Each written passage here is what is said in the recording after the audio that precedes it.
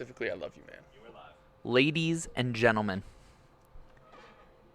welcome to Thoughts from the Movies. Hello. This little ad read today is brought to you by the man who I believe our entire movie watching foundation is based on, Robbins? Adam Sandler. Okay. Located on the North Shore of Pittsburgh, Union Fitness is more than a traditional gym. It's a place where you can transform your body inside and out. Like how I'm a devil, but I have a good soul, and that guy had boobies on his head. With a variety of classes based around fitness, yoga, strength, Foo Fighters songs, and performance training. At Union Fitness, they believe that it is their duty to uphold the legacy of Styx as a rock band. They practice what they preach, and they play Renegade every day. Union Fitness is a community, kind of like the weird community of freaks that are in all my movies. Go to unionfitness.com today and sign up for a console freakentation. Through Union, we can eat Popeye's fucking chicken. Oh, I thought you were going to end with Union Fitness is fucking awesome. Union Fitness is fucking awesome. Little Nicky reference for everybody out there. What a way to start the show. I feel hot under the collar. It's all downhill from there. Absolutely. Yes, because we're going to talk about some bad movies tonight. We're going to talk about some good movies tonight. We're going to talk a lot about Aaron Sorkin. Well, I love that. How can you not put Aaron Sorkin and Little Nicky in the same sentence? Deke, show him the list. Alrighty. So, because... Should those be hidden? No, it's okay. They look great. This is the surprise show for me tonight. You have prepped this whole show without Yes. telling me what we're seeing. I even have prep papers. Oh, boy. Yeah, so I won't be here for 2 weeks. And that's good and bad, right? Because I miss all yins. But then also, you're going to have Zach and Austin with you. And also, Derek from 2 Beers Deep and Idiot Hour is going to join. And the Boondock Bangarang. And Boondock Bangarang, Sundays, for your fantasy football and sports betting advice. Wow, that derailed me. You're not going to be here. I'm not going to be here. So you guys are going to watch a spooky Halloween movie, and then you're going to watch one of Zach's picks. So those are going to be really good. But I've just been watching a lot lately, and I've wanted to talk to you about a bunch of these things and figured why not just do it on the show as my last show before I disappear for 2 weeks. Love that. I love the surprise here. But I have to get in my spooky suggestions. Okay. Oh, what, Halloween theme Yeah. movies? Okay. Yeah. Nice. Some fun, spooky, and the first one is The Craft. So Derek, if you go to movie poster, bingo, you got it, buddy. And I'm slouching. Well, I suck. Anyway, yeah, that's better. Just put me off screen. That's where I I belong. don't think I'm familiar with The Craft. Okay, so let me tell you about the forgotten movie of the 2000s. Oh, boy. The Craft was released months apart from Scream. Oh, well, there you go. Okay. Okay. Now, the cast has Vicky from The Waterboy. Oh. She showed me her boobs, and I like them too. Is she the headliner? She's Like, the head she's witch. number one. She's the head Oh, boy. witch. And Jeez. then, Derek, can you pull that up? The Craft, the rest of the cast, because It can't be anyone that you've heard of. No, it is. That's Really? the scary part. Look, where'd it go? No, you're good, dude. Just for you? My bad. Yeah. Okay, is this Nev Campbell, I guess? Skeet Ulrich, Skeet Ulrich, Nev Campbell. Christine Taylor, Mrs. Then there's Ben another Stiller, one that's not Breckenmeyer. jumping off the screen. Those are the bigger ones. No, there's one more big one too. I don't know who you're thinking of. Skeet Ulrich is in everything. You just don't realize it. Oh, Christine Taylor, who's Ben Affleck, or not Ben Affleck's, Ben Stiller's wife. Ben yeah. Stiller's wife. Nev Campbell. Breckenmeyer from Rat Race and Road Trip and all those teen movies 20 years ago with Amy Smart and all those people. Can you go back to the original part of it, Derek? Like hit back once, Brenda Strong. I don't know who you think. and then click on just the Nev Campbell. I guess that's it. right. Fairuza Balk is. Yeah, I don't know. Vicky I Valancourt. thought that there was somebody else in there that was it was crazy. But that's that's a decent cast at the time. Skeet is very much on 90210, or not 90210. I forget which Dawson's Creek or whatever the fuck. Okay. He's like heartthrob from that, right? Right. Nev Campbell's a big draw, or becoming a draw at this point. Mm-hmm. Yes, he is on the CW's Riverdale. That is true. But and he was also in Scream. But this movie is atrociously awesome. So a witch moves to town and joins the other witches that are already in town. Mm-hmm. Okay? And then they all get these super witch powers. They just go from being able to make shit levitate to summoning Satan, like that. It is an awesome recommendation for a great bad movie. Okay. Who directed it? Who made it? Nobody. Nobody? It's fucking nobody. Nice. That's the best part of it is it's you know how a lot of the times when we watch movies, right, and the movie comes out that looks or sounds exactly like that movie. Yeah. This is what somebody heard that Scream was being developed by MTV. Yeah. We got it. Don't worry. We got these 4 witches, and we're gonna use Vicky Valancourt as the main witch. The director did Easy A, which was actually a really nice little movie. Oh, well, there you go. So they did something. A lot of TV here, it looks like. Yeah. No, New Girl. Mm-hmm. That Nancy Drew movie. The best show that never made it. Wedding Band. I don't know. Turn the mic on. What's Wedding Band? It's about a wedding band. So Wedding Band is a really, really shitty show that ran for one season, or one episode, really. And basically it was about the band that would go play weddings, and the one singer would always fall in love with girls that songs were based off of. So the one girl he was dating was Virginia, and she wore dress shoes to the gym and all those types of things. Oh, And it's shit. basically about a wedding band, and the main character, guess what? Can't find love himself, but he goes to everyone else's wedding. Worst show, best show. That sounds like some terrible shit I would write. I feel like I'd watch that show. I mean, I'd like to give it an episode at least, or 2 I mean, episodes. Big Bang Theory made it through 13 seasons. I think we can probably give that show a shot. Big Bang Theory, I never got into. We're going to talk a lot about Jim Parsons today as well. I watched 2 movies that star Jim Parsons. Oh, boy. Okay. I have some opinions on him that I'm interested to see what your thought is. So anyway, yeah, Sure. check out The Craft on I think you have to rent that one. I don't think it's on Netflix. Also, wow. Oh, Child's Play, the remake with Aubrey Plaza. Right. I You think mentioned this in one of our shows, too, that you liked. I think that this is worth a watch. Now, I was raised on the classics, Friday the 13th, Nightmare on Elm Street, Halloween, and Child's Play. My dad's favorite, I actually think, was Child's Play because we got him a Chucky doll the one year for Christmas. Oh, boy. You knew my dad was Scare fucking me. a weirdo. If I was a kid getting my parent a Chucky doll, I'd scare the shit out of me. But he loved those movies. Yeah. And so I watched, Bride of Chucky, or Child's Play 1, 2, whatever.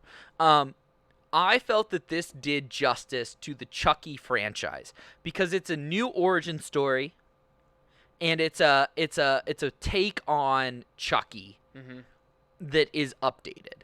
But unlike some other reimaginings of classic movies that the reboots like Ninja Turtles or something like that, I feel like this one nails what the authenticity and what made Chucky great was the idea of this toy coming to life being a smart aleck with a smart mouth, and the idea that a toy could kill people. Ranking, I love great bad movies. Yo Zombiever Zombiever. is incredible. New Child's Play was great modern take on the story. I agree. Austin and I talked about this after I watched it. But I think it lends gravity and relevance to the old franchise, while still being a good funny horror movie.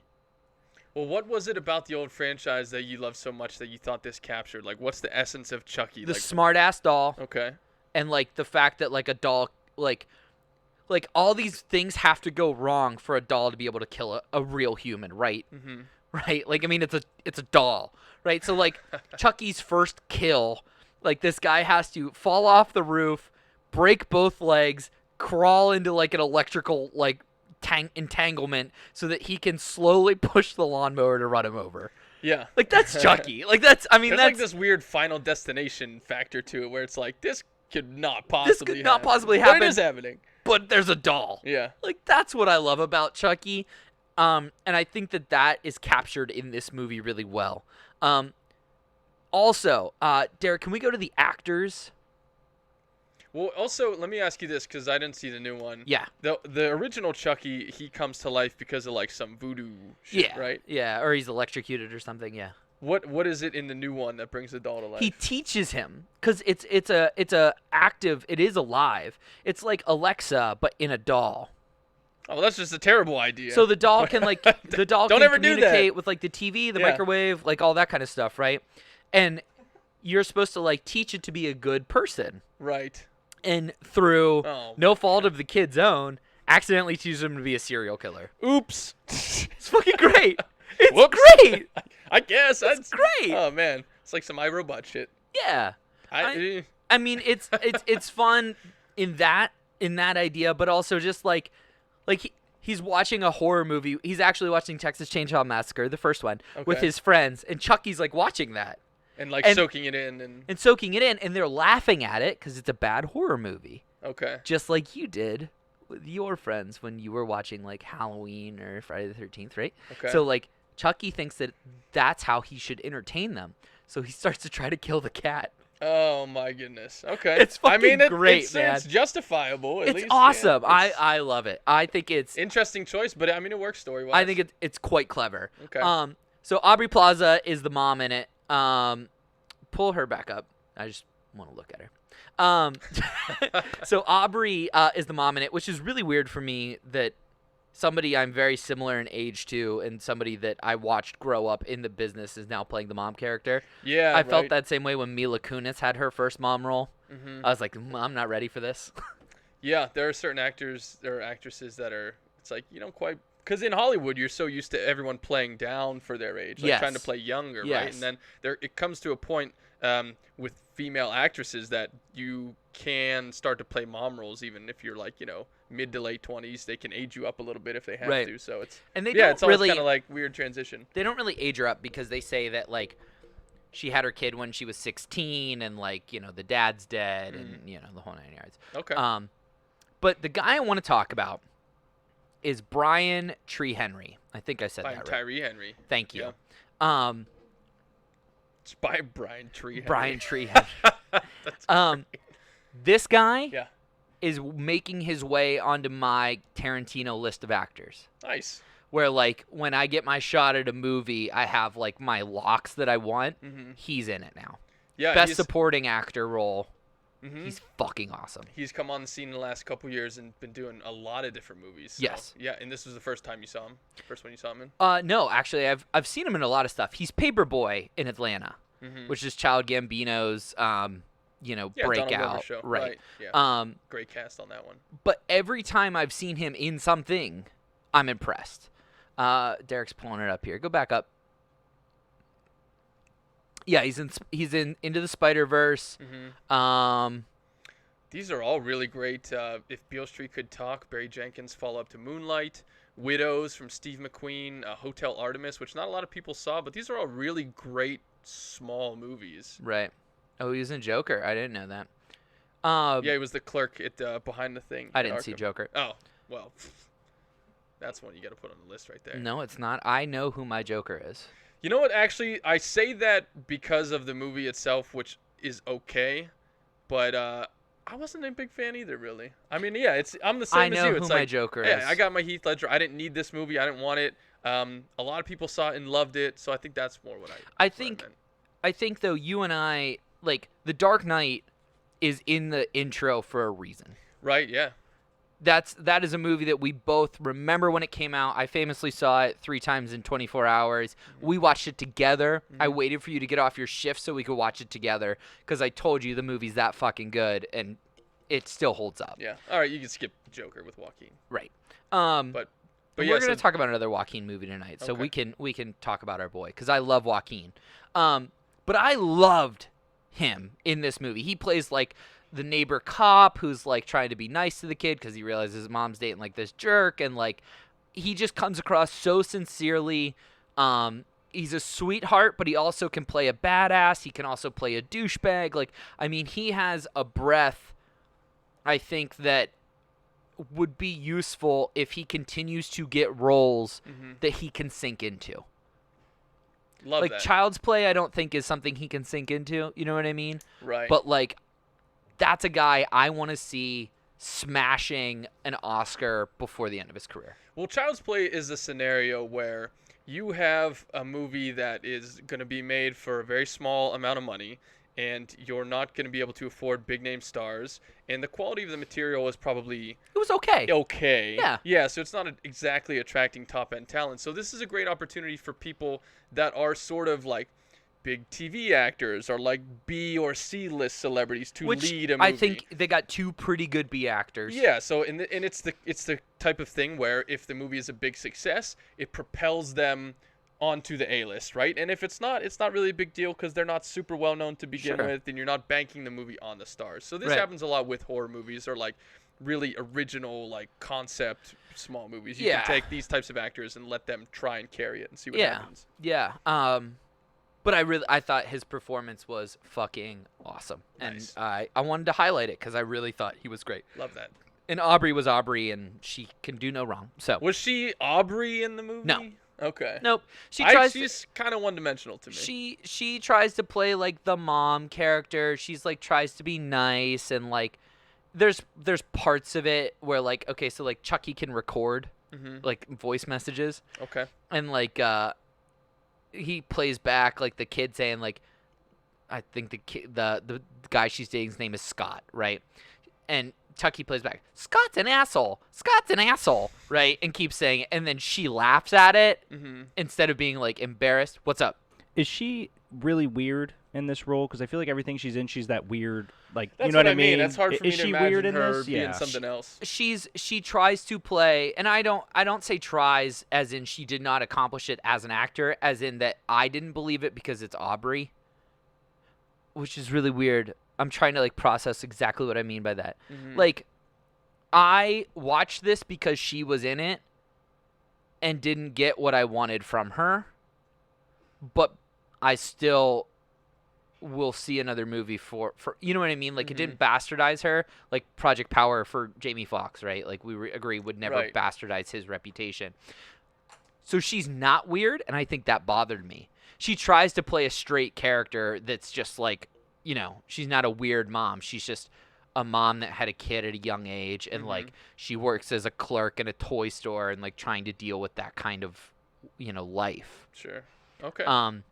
So I don't know if that answered your question, Derek. I just let the record show I wrote this down. When you said didn't get what I wanted from her, I did not make a sex joke.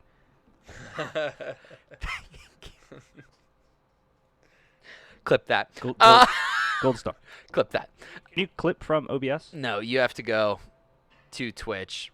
I got it. I will get it back. Yeah. Normally Justin just writes down timestamps for this show. He's an industry professional. That's actually I like that a lot. Boom. Love it. You want to be on Two Beers Deep? Actually, him on Two Beers Deep would be kind of hilarious. He would get flustered very quickly and then just start going, I don't know! Just throwing his arms in the Exactly air. what happens. Yes. Which is why Greg All the doesn't time. argue. Yeah. Right, yeah. Okay, so that's Chucky. So that's Chucky. So then let's go on to I'm Thinking of Ending Things. Do you know what this movie is? I thought it was a TV show. No. I do not. I've heard of it, but I've not watched Where it. did I put that on my little list here? Thank you. Okay. Right there. So this is a horror movie that stinks. It's smarter than it thinks it is. Starring Jesse Plemons from Breaking Bad and Black Mirror. Also starring Jesse Buckley from Fargo. I know Jesse Plemons. I don't know Jesse Buckley. Okay, so Jesse Buckley is Marge in the Fargo TV series. Nice. Okay. Okay. It's written by. Can you go back to the actors? Thanks. It's written by Charlie Kaufman. Do you know that name? Everyone knows Charlie Kaufman's name. Okay. Yeah. Well, Charlie Kaufman is a shithead. As a writer or as a person? As a writer. That's not true at all. That's very true. Charlie Kaufman is an incredibly talented and accomplished writer. Charlie Kaufman. Okay, so this was originally a book. Okay. Okay. And spoiler alert, but that's at the beginning of the show. The whole thing is that it's this guy on his deathbed imagining what his life would have been like if he had married. Mm-hmm. Okay. Okay. They don't tell you that till the end of it in the book. Mm-hmm.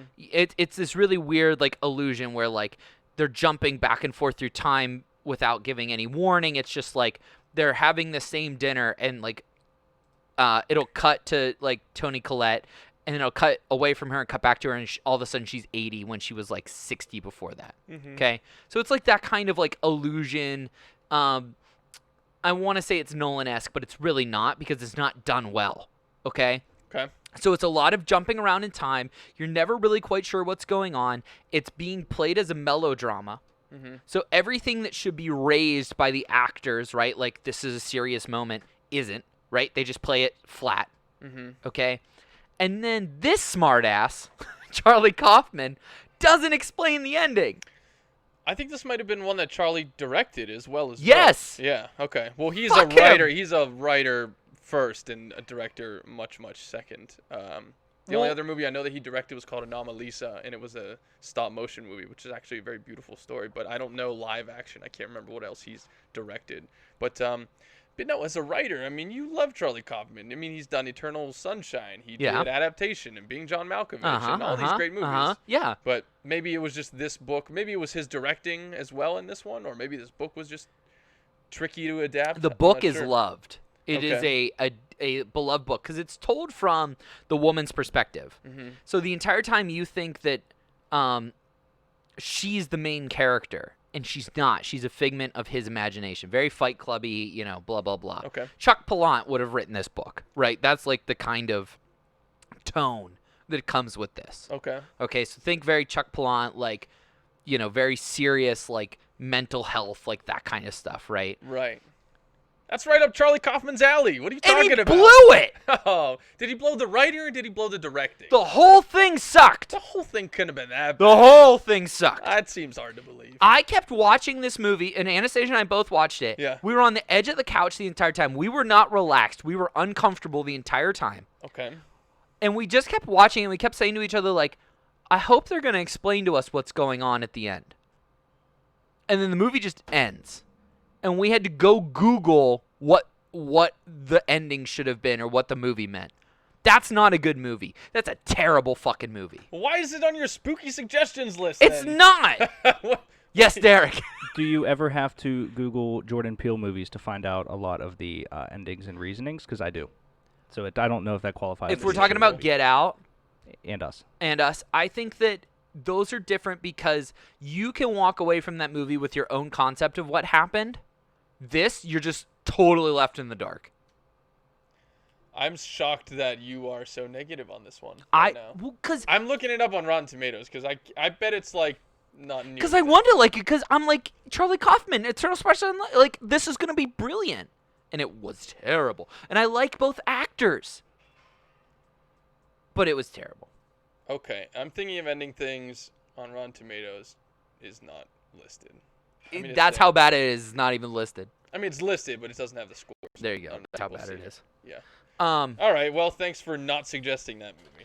Well, I think it would be easy because it looks. Okay, so it's written by the guy that did Eternal Spotless Mind. The book is well beloved, like a Chuck Palahniuk book, and it looks like a who does Grand Budapest Hotel.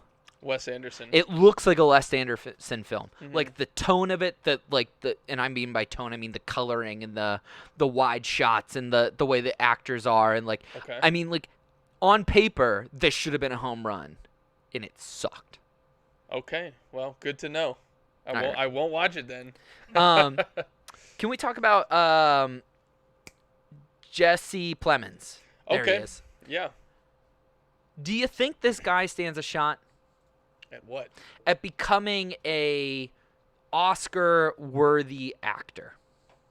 No. Well, no, with a caveat. I think Jesse Plemons, and he's had a very long career so far. And a as being, bizarre like, career. He's had a great career as being like part of an awesome ensemble in a lot of his movies. He'll be like the 7th guy on the call sheet. Right. Or he'll have some really small like bit part that he just kills, or it's like really weird or something. Yep.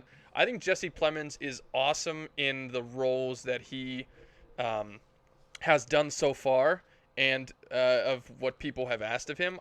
I don't see him being like an A-list actor, but I could certainly see him doing some small indie where he has a role that really gets noticed because it's sort of out there and off the radar a little bit. So he did, and I know you don't watch Black Mirror, but he did the USS Callister episode, which was the first in season 2 or season 3. Season 3, I think. And was well received. I'm sure you heard the buzz from that episode was just over the top. Right. And he plays the Kirk, Captain Kirk character, and it's all like Star Trek kind of based, and he plays like the captain of the ship. He is fucking great in that, and he's the only redeeming quality of this movie. Yes, Derek. I would like to call my shot. He will win an Oscar. Okay. And it will be for a movie where he portrays Philip Seymour Hoffman. It could be. He looks just like him. I never really thought about it. He does look just like him. And not even, that's like a very handsome picture of him. Like, if you see him, his normal self, Oh, He's, shit, that's funny. he's definitely more in the Philip Seymour. Oh, poor Philip. No, what? That's a good actor. No, I mean, that is the spot on. biopic of Philip Seymour Hoffman. Which would probably be kind of an interesting biopic, honestly. It's just called Phil. Phil. Yeah, Phil. Everyone expects it to be like a Phil The other one Mickelson is movie biopic. SEE-MORE. Phil Seymour. There you go. Phil Seymour. Man, you should copyright that right now. Put the TMs on it. So, Post-it notes. There you go. anyway, to answer your question, I think he's very talented in the bit roles and sort of the offbeat characters Yeah. he's played. Yeah. He has a very unique and distinct look. Yes. So that's kind of going to probably put him, limit him a little bit, you know, in terms of like leading man status. Yeah, but I mean, so like to Derek's point, Philip Seymour Hoffman looks exactly like him, and that did not slow his career down at all. Right. But he's also, with the caveat, Philip Seymour Hoffman's probably one of the best actors we've seen in the past 30 years. I'm surprised how young Jesse Plemons is. He's only 32. I thought he was Yeah. like 45. Yeah, like, he can so- play an older guy very well. Yeah, so like in 10 years, like when he's like 40, 41, he might be a Right. real powerhouse actor. Right. Like he might develop into a I Seymour Hoffman. I really like him, and everything I see him in, I always leave thinking like, man, that guy can act. Yeah. So I He's have real high hopes for understated him. because he'll be Yes. like in a Brad Pitt or Johnny Depp movie, and he's like the 10th guy in it. But he's like in his one scene, he's really good. And he's I know- like he's just very charismatic. I know QT said he's done. QT could make that guy a stud. Maybe he'll put him in his 10th and final movie, Star Trek or whatever it ends up being. Nah, who knows? Okay, and then can we also talk about Jessie Buckley? Okay. So she kind of starts as like this sweetheart character, right? Which is what she's Marge in Fargo, so that's, she's the Okay. sweetheart character. And wow, I just read the chat and it totally disrupted me again. Okay, It's so just me typing. yeah. So she kind of plays that sweetheart character or whatever, right? And I think that's great. I would like to see the Dirty Dancing reboot with her as Baby. They're already doing a Dirty Dancing reboot, and I don't think they've cast it yet. Lionsgate. Hollywood, Lionsgate, cast her. Because I think she has legs as a actor in that vein. I don't think she has legs in the like serious dramatic role. She's too cute. She's too bubbly. And I'd like to see her get some more roles that are directed that way, Mm-hmm. so that she can then swing back the other way. because she has the acting chops to do it, but like I literally just don't think she's old enough to look that part. Does that make any sense? Am I making any sense? I see Derek shaking his head No. out of the corner of my eye. You don't think she doesn't look old enough to be believable? Is that what you're saying? Yeah. Okay, that's fair. Like I want her to like still play some fun roles. Like I think she has good enough like comedy chops and like, you know, she has good enough like read in a scene to deliver like a really like funny, witty, like exactly like Baby is in Dirty Dancing, where when she has to deliver a serious scene, she nails it, right? But when she needs to be like cute and bubbly and fun, she nails that too. Like her character in this is so one-dimensional. Her character in Fargo is so like, well, it's Marge. You know what I mean? Like it's one-dimensional. So I'd like to see her get some work in that direction. Mm-hmm. Does this make any sense? Like, I really like her as an actress, but I feel like she's not being cast well. Yeah, you're saying she's just being typecast as sort of the same thing, and she has more of a range than what you've seen so far. And I don't even think it's that. I think she's being built out in too far of a range, and she can't get a hold of anything.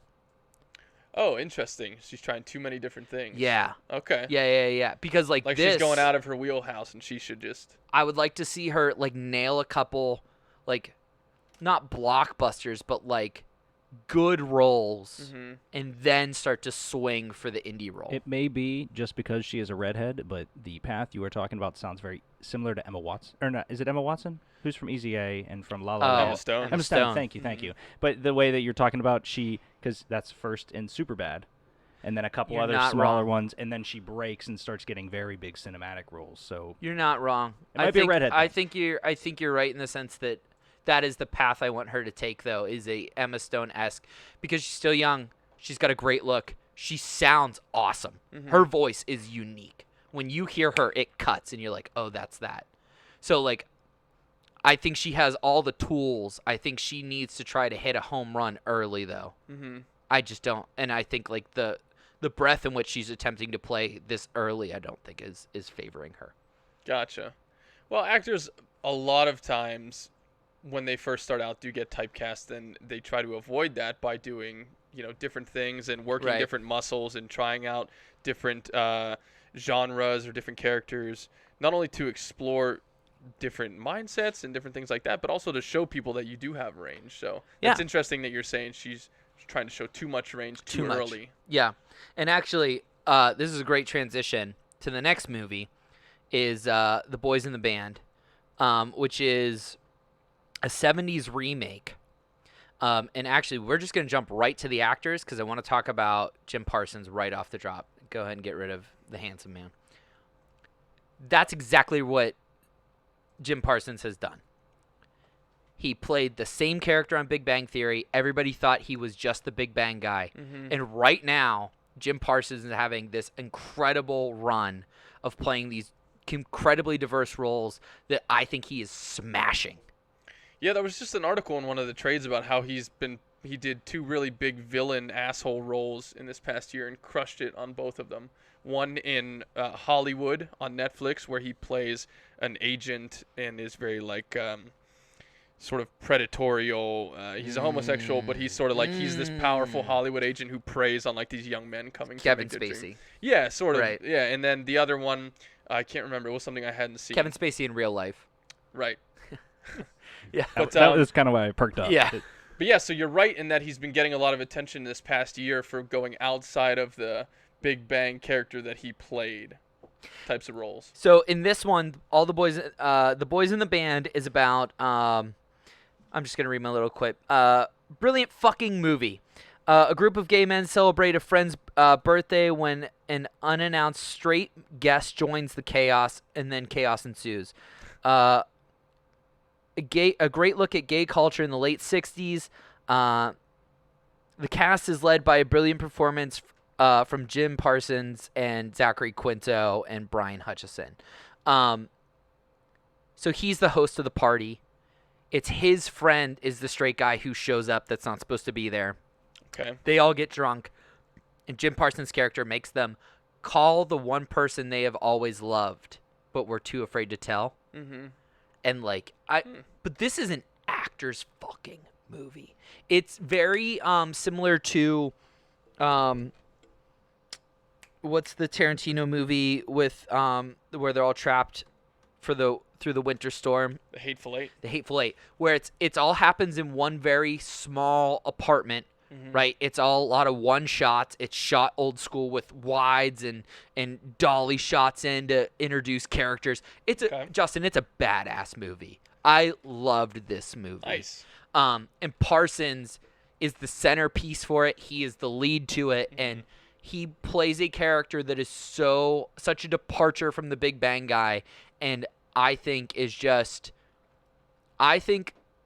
5 years from now, Jim Parsons as the Big Bang guy will be a funny footnote in his acting career.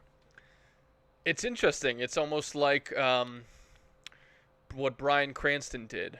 Like he turned away from Hal in Malcolm in the Middle to do Breaking Bad. I think he's better than Cranston. That's a stretch. I mean, Bryan Cranston is an incredible actor. He's really good, dude. I'm not taking away from Jim Parsons. I don't think he's shown enough to be considered better than Bryan Cranston, not in terms of longevity nor in terms of breadth of work that he's done. But with these newer roles, he could certainly be headed that way if it's that much of a departure. And I mean, like, when you see him, he still looks like the Big Bang character. That's going to be a damning thing he's going to have to work through. Mm-hmm. But if Jennifer Aniston could do it, I think Jim Parsons could do it. Right. And I think that the fact that he has so much going for him as being like just this total, like, he felt like a chameleon in the two movies I watched him in. What was the other one? The other one was Extremely Wicked, Shockingly Evil, and Vile.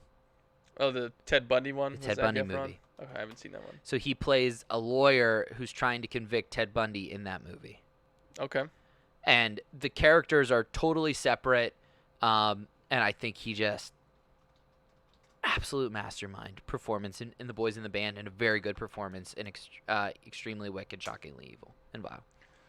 I wonder if Jim Parsons will get to a point, though, where he could be a lead in those types of movies, you know? Because I think right now, as he transitions it's all ensemble. into film, right, Yeah. he's, he could have a bigger part of an ensemble, but not necessarily, I don't know if Jim Parsons is the one or two, at the top of a movie poster type of guy yet.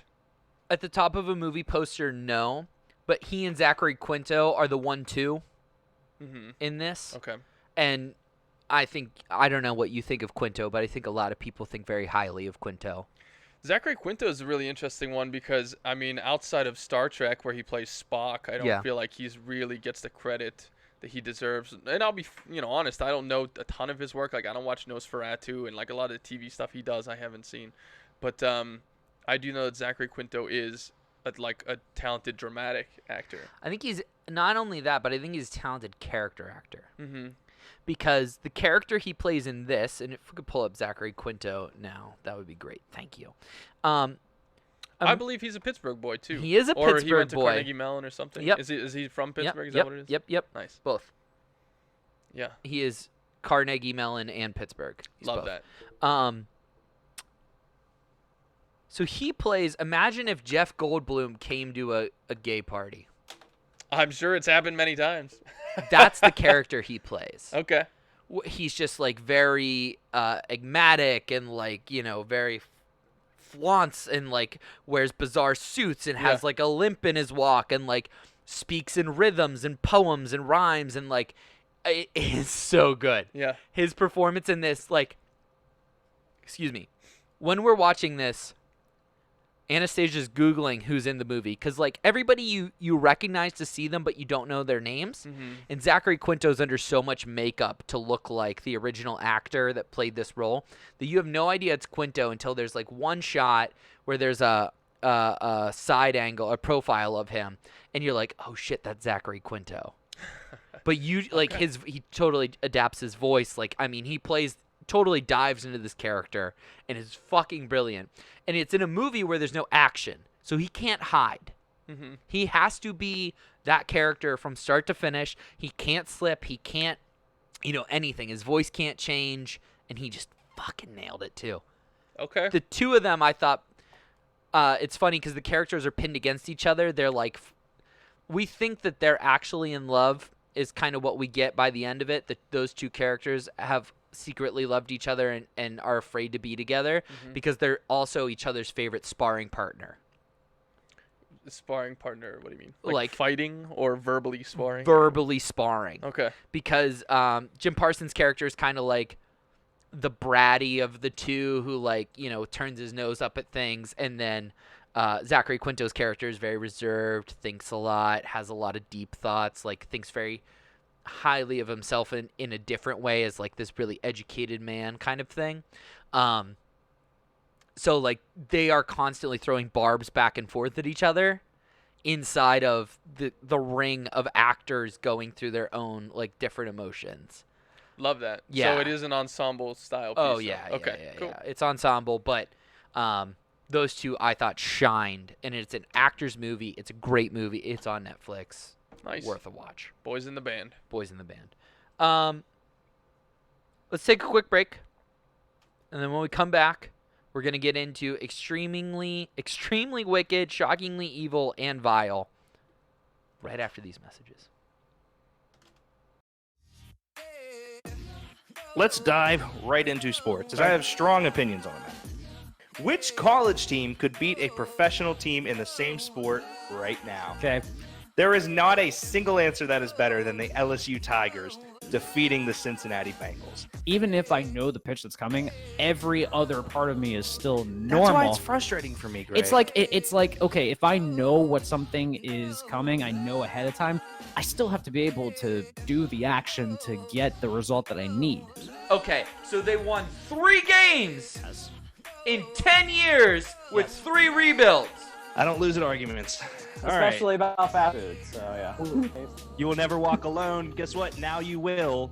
Coronavirus. I barely touch my girlfriend's cat. The most I'd be willing to do is just kind of put my finger on its forehead and just All right, ladies and gentlemen, with us is Alex Kazor from Steelers Depot. We are live with Ryan Smith, professional cornhole player in the ACL. Ryan, What all franchises were you able to work with in the NHL? With Phoenix, Carolina, and Detroit. So here is Moorhead's ranking. Moorhead is my cousin. He is the rank king. higher on Top this. 10 extra Power Rangers.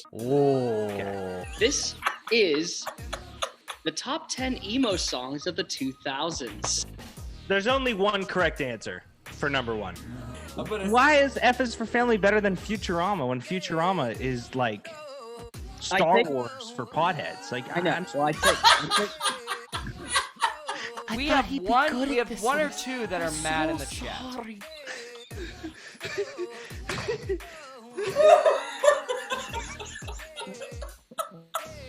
You're welcome for that. Okay, we're gonna get banned.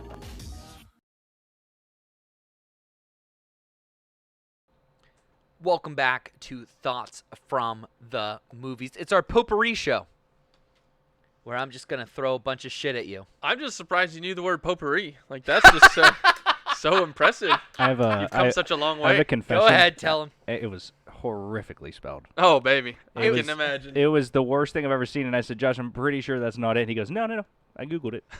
He Googled an old Roman Catholic religion figure called Potpourri. And we had to do That some sounds digging. right. Yeah. It added up. Got there in the end, though. Nicely done. Now for more extremely complicated wordplay, why don't you tell us that title again? It's the longest title I've ever seen in my life. There are 47 letters in it. Extremely wicked, shockingly evil, and vile. Well, that makes me want to see it now. Yeah, right? What an attractive title. Okay, so this was Efron's big buzz. He was going to play Ted Bundy, okay? It's a period piece, obviously based around when Ted Bundy was being put on trial. Look, the look of this movie is an A+. They do my favorite thing where they use real music to, transition montages, that kind of stuff, which I love. Okay. I'm obsessed with that period in time, the 70s, and I love Mindhunter. And in fact, if this was a single episode or a season of Mindhunter, This would have been fucking awesome. But they attempted to humanize Ted Bundy, and that is a tall task. I did not see this one. Going into it, there was a lot of buzz around it, and then it kind of fell flat once it was released. I understand that because on paper it looks awesome. Mm-hmm. It's because the Ted Bundy trial in real life was a circus show. It was the first time cameras were ever allowed in a courtroom, and Ted Bundy was a very charismatic, brilliant man who was knew enough law to represent himself and made a mockery of the courtroom. And what was even crazier is that the judge knew it and liked it and let it happen. Wow. And Ted Bundy, if the evidence wasn't so damning against him, probably would have gotten off. Yeah, it's a really interesting case when you look at serial killers because he was so great at manipulation and he was such a charming individual. Obviously, this is from, what I've read because he's been dead for a long time. But so he was just such a charismatic person that he was able to manipulate all these people and do all these insanely sadistic, disgusting, grotesque things with and to them even after they were dead sometimes. So it's such a crazy juxtaposition of this very handsome, charming guy who's also this disturbed, psychotic, evil human being. Right. And so I think Efron being cast was brilliant. Well, I think this is one of the ones where he was really first reaching dramatically for a role and not just playing, like the singing and dancing stuff for like the party boy of Baywatch and all that shit. And I think he killed it. Really? And here's where I think this movie fell flat. Yeah. I think he did such a great job that the movie isn't good until he has other great actors to play with. So most of the movie is based with Ted, like, outside of jail, like this before he's even known as a killer, right? Like some people have gone missing, and you see him starting this relationship with this woman. Okay, and that is played by Lily Collins. Thank you. And Lily, to her own no fault of her own, just gets out-acted and outshined by Efron. Yeah, Lily Collins is kind of a weird case. I mean, she's someone that's been around for a long time in Hollywood, as young as she is, and she's never quite stuck. She's been in a lot of big movies. She's been with a lot of she's been opposite a lot of very big actors, worked with a lot of big filmmakers, and she's just never really caught on as the next, like, it girl. Okay, so then my synopsis is spot on with this because she doesn't give him anything to play with. There's no connection. There's nothing on screen. Like, she's supposed to be head over heels in love with this guy, and like it just feels like he's like every time he's on screen, you're like locked on him, and then when she's supposed to be in that magnetism, you don't believe it. Like, he does a great job attracting me as the viewer to him.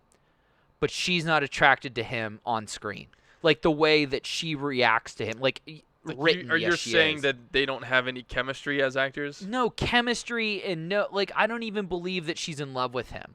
Like after he breaks her heart, like she just starts drinking, and it feels very like, blah. Like every scene she's in without Efron, you're just like, I want to fast forward through this. And she's such a big part of the movie that like. I think that's why it falls flat. Because once they get to the trial, Jim Parsons is the actor or is the lawyer trying to convict him, and John Malkovich is the judge. Oh, that's interesting. So he's got some guys to play with then, and the courtroom scenes are awesome. I wish the whole movie was the courtroom movie. Yeah. Because it would have been so much better. And that man right there, I fucking love him. I know he only plays one character, but he nails that character. He does play John Malkovich a lot. He plays John Malkovich so well. Yeah. Okay, well, good to know then. Also, I think that movie's supposed to be pretty long, isn't it? I also haven't. It felt like this movie was stretched out. Like, I would have cut every scene with Lily in it. No offense to Lily. I would have cut every scene with her in it after Efron goes to jail. After Ted Bundy goes to jail. That's a bummer. I feel bad for Lily Collins. I like her. I don't think she's a terrible actress. No. But it's just, I don't know what it is that none of the things that she is in really take off. She was in a Snow White movie with Julia Roberts called Mirror Mirror, which was a big flop. She was in Abduction, which shot in Pittsburgh with Taylor Lautner, who is like the worst actor of all time. I hated when they shot that movie because they closed the Roberto Clemente Bridge forever. Yeah, they were doing the whole thing at PNC Park for like weeks. It took forever. Mortal Instruments was a big boss. Her best thing was a 30 Seconds to Mars music video. And I don't even know what else she was in, but I love 30 Seconds to Mars music videos. I'm just throwing that out. Yeah. Oh, She's she was also in in Okja. Okja. Your favorite I movie? totally forgot she's in Okja. She is, yeah. There you go. But yeah, so she unfortunately just hasn't taken off, and I'm sorry that he had to go up against her in this one. Jim Parsons was again amazing in this movie. He had very little role in this movie. Once they get to the courtroom, it's mostly Efron and Malkovich going back and forth, but Parsons is a nice third piece to that. But man, I think and I talked about this a little bit on the Disney Channel one, and I think we've talked about it on the TV to film thing. I think Zac Efron will be the next Tom Hanks level actor. I really do. I think he's got the chops. I think he's got the look, and I think that he is, and this is really weird, a normal enough human to be able to not fuck it up. It's such an interesting case. Such an interesting case with Zac Efron because for so many years he was the teen heartthrob. Yes. And then he transitioned to the college party boy for like a decade. Yep. And now he's sort of emerging from that in his 30s and finding these deeper roles, a little bit more mature roles or more well-rounded roles where he, as an actor, has more dimension to his characters. Whether it's dramatic or whether it's just something besides being like douchey frat guy, right? Yeah. And so it's really interesting to see the choices he's making. Do you watch his Netflix travel show too? No, but I've heard good things. Yeah, I mean that's kind of like him traveling around the world and exploring like different cultures and different. Because when I heard the show existed, I was like, I don't need Zac Efron telling me about how beautiful the world is I can't afford to go see. Like that's really how I felt. Yeah, exactly. And then I heard him on Pardon My Take, actually, which is a Barstool podcast, promoting the show. And the way he interacted with that crew, I was just blown away by. And it made me go back and re-examine what I thought of Zac Efron, and I've been pleasantly surprised. Mm-hmm. Yeah, and that's something I remember Seth Rogen saying when the first Neighbors came out. Was like he was, fully going into it prepared to hate Zac Efron and just came out of it thinking he was such a sweetheart. Right. Yeah. Right. So but it's interesting because he's such like a pretty face type of guy. He's just so chiseled and like every aspect of him is like the ideal for most people. And so it's a lot of those everyman type actors like the Tom Hankses or whoever you mentioned. Like they're like Zac Efron is clearly not an everyman.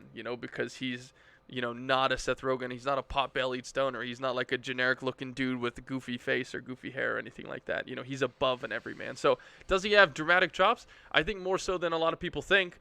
Is he going to become an A-list, mainstream, like, heavyweight type of actor? I don't know. I feel like he's so deeply rooted in so many different personas. It's hard to see him breaking away from being Zac Efron. I have an industry question for you. Yo. Are people of, and I wouldn't call him like, I guess a child actor is not the correct terminology. terminology. He is a child actor. Yep. So he is much more popular from an influencer standpoint, I believe, than his movie career, if that makes sense. Interesting. Do those types of people get credit in Hollywood? And you know what I mean by that? That's a really like he's not an A-lister by movies, right. but influencer-wise, That's a really interesting question, and the answer is a wholehearted yes, especially in the last few years. Because now movies, it's such a tricky thing. So many middle budget movies and like mid-budget dramas and things like that have been kicked out of theaters and are going to streaming because now all you're doing is blockbusters or indies. There's not really an in-between, right? And so because studios are being more selective, they're taking money away from their marketing and they're relying on their stars to do marketing for them, which is, you look at Kevin Hart's and Dwayne Johnson's and stuff who have hundreds of millions of followers. So they put out, they can market their movie to 100 million people for free instead of Universal spending $50 million on a marketing spend, right? And I remember being at Amblin and when we had movies that we acquired, and were casting at the back of every casting packet, like, an actor's headshots and credits and things like that. It would also be a social media breakdown of exactly how many followers they had across all their different platforms. And that's built into actors' contracts now, like shouting out a movie a certain number of times on this platform or doing a number of posts about this. So the answer is yes. I mean, the people who have more followers and more influence that's certainly something that's taken into consideration. And even now more so with like TikTok and these types of things, those straight up influencers are getting smaller roles and like getting into Hollywood in certain things just because of the number of followers they have. So you'll have you had Vine stars that would have bit parts in movies. You'll have a TikTok influencer now be represented by major talent agencies to put them into other areas and build that brand. David Dobrik just had a post with Borat today. Yeah. For the new Borat movie. What's Jimmy Tatro. Yes, thank you. Very much so, yeah. Yep. Now, when it comes to would somebody get a role because of their social media following if it was an even playing, like if it was actor A, actor B, and they were very close, would a social media following persuade them to go one way or another, do you think? It certainly could. I mean, you have to think of the studios and financiers think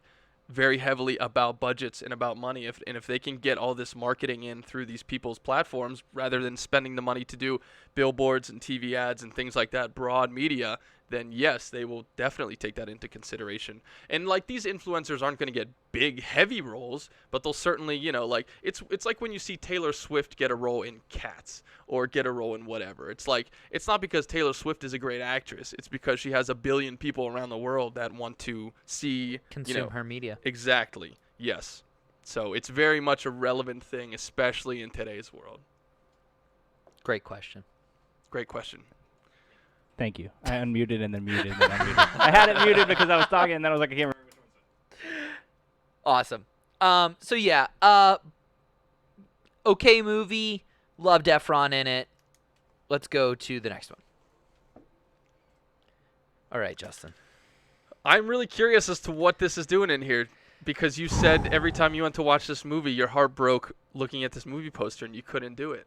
That was like a week or two ago. Okay, so that was on our movie poster show. I think that was 2 weeks ago. Okay, so it was on the movie poster show 2 weeks ago, and I knew that this would be the Potpourri episode. We'd already agreed on it, so I was like, I'm gonna go watch her. Like I was like, fuck this, I'm gonna watch it because I want to talk about it. Did you watch it? When Joaquin Phoenix plays asks for his Siri thing to say, and he says different melancholy song, I paused the movie and said out loud to no one. Yeah. Whoa, I don't think I'm ready for this. This is going to be 2 hours of depression. Oh, man. So you quit? No, I watched it. Oh, that's awesome. I watched it. Did you like it? All right. I have some thoughts. I would love to hear your thoughts. I went, oh, shit. Chris Pratt's in this movie. Yes. Yeah.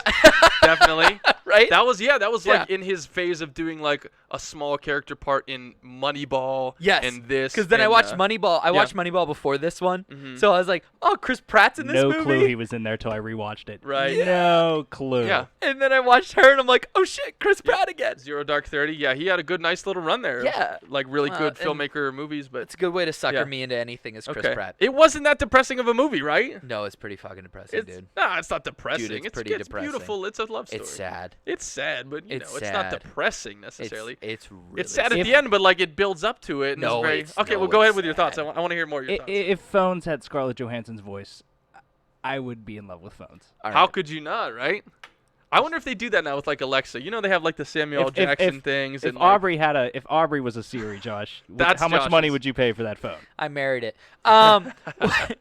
When Steve Jobs, very famously in the movie, the good one I like, was Seth Rogen in it. Which one's that one? Not Jobs? That's just Steve Jobs. Steve Jobs, okay. Yeah.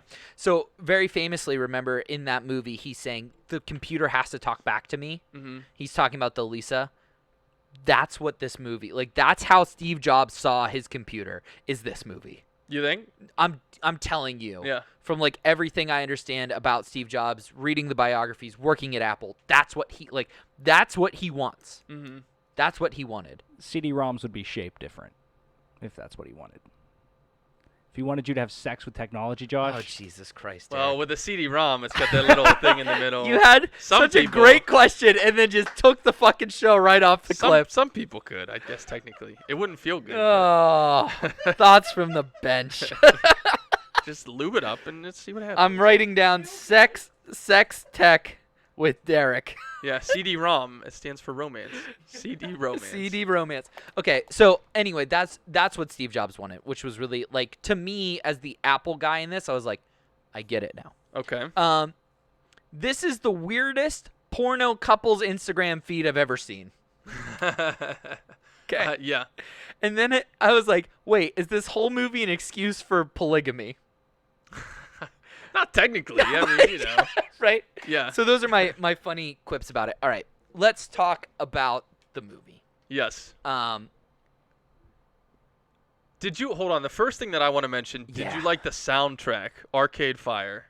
I mean, I am a indie music lover at heart. Mm-hmm. So the second I heard that tone that is so distinct with them, that guitar tone, I was like, let's go. Like, Okay. I was like, yes. Yeah. And melancholy is how you would describe Arcade Fire, I think. So yeah. I Yeah. mean, on occasion, overall, sure. And this whole movie is that. It's interesting because it is, but it isn't. You know, like Theodore Twombly is a very. Oh my god. He's the embodiment of melancholy, right? But when he meets Samantha, his world opens up. and it Samantha's a becomes- computer, Justin. Yeah, but to this incredibly lonely guy, she's not. You know, I mean, it's this voice that's real. It's like it's so real to him. You know, it's someone that he can connect to finally, that he understands and that understands him. You never played Halo, did Yes. you? Are you talking about Cortana? Cortana was more than a chip. Cortana was more than a map. Cortana was the person that got That's me through true. so much more When than she my gets life. stuck on the ship, I was Yes. concerned. It wasn't That's just a good I got to go point. back There and you get the go. microchip. It was like I got to go back and get Cortana. I gotta go get Cortana. Yeah. I mean, it's not any different to me as if there was a real person just on the other end of a phone this whole time. Like you forget that she's not real. no, because I know that Scarlett she's not real the Johansson- entire time, Scarlett Johansson, and it's disturbing. the emotion in her voice. I mean, it's just so incredibly realistic. Justin, I 100% agree that Scarlett Johansson destroys this role, and you said that they did not want to nominate her for an Oscar because she doesn't appear on screen, right? Correct. That is the biggest crock of shit I've ever heard. Well, not to the Academy. You have Well, to be Wouldn't physically. it be harder?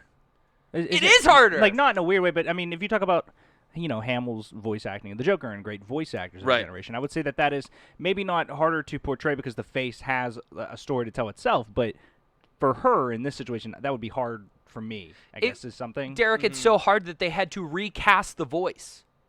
They cut the movie, it wasn't landing, and then they went back and redid the whole movie with ScarJo, and that's when it landed. Imagine being the first person. Oh, right. You just feel like shit. Right, and they actually they filmed the whole movie with Joaquin Phoenix doing his lines with this other person, Samantha Morrison, I believe, and then it just wasn't there. It wasn't giving them what they wanted, so ScarJo redubbed all her lines for it. But yeah, I mean, I see the argument of not being nominated because you're not physically acting per se, and you're not being seen. The in Academy that. is old white dudes.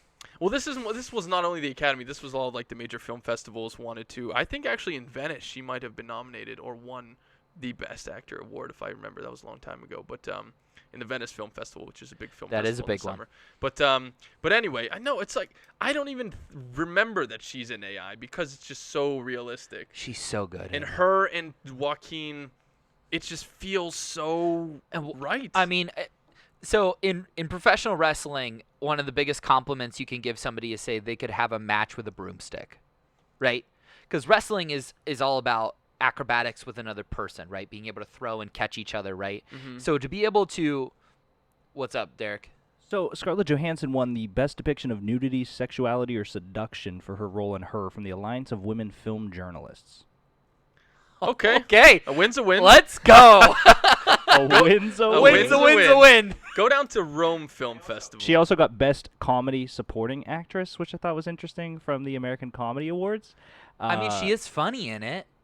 Nickelodeon, okie dokie. Oh, no, I don't. Wow. Why were kids watching that movie? Best Actress in She Rome. yeah. won Best Actress at the Rome Film Festival. Perfect. For it. Yeah. Okay. So there was some She recognition did get from some nod. higher Yeah. scale. How do they film define festivals. between actress and then down here you can see for the St. Louis Film Critics Association she won supporting actress. Right. Yeah. I mean that's a tricky one. I mean there's not really any specific rules about screen time or anything. It's just sort of, I don't know honestly how they do it. It just comes down to the movie itself and who's the lead and who's not. Like who supports whom. Because there can be lead actors or actresses that have 8 or 9 minutes of screen time, and it's just about the character itself. Wasn't it Sounds of the Lambs? He only had 8 or 9 minutes of screen time. Yeah, like 12 minutes, 15 minutes or something like that. Yeah, very small amount. So there's not like actual delineation, and you can actually, it's so fluid that if you are an actor and you have like 2 movies coming out in award season and you are up for like best, like you would be nominated for best actor in both of them, you can go and campaign for best supporting actor in one of them to give yourself, a better chance, like in 2 different categories. So it's very fluid, the how they determine best lead versus best supporting. And there's not real clear rules on it. I would say in this movie, if you take the actor-actress title away from it, she is the supporting actor to Joaquin. So they both have such equal parts. They're co-leads. I mean, Amy Adams is a supporting actress, yes, for sure. For sure.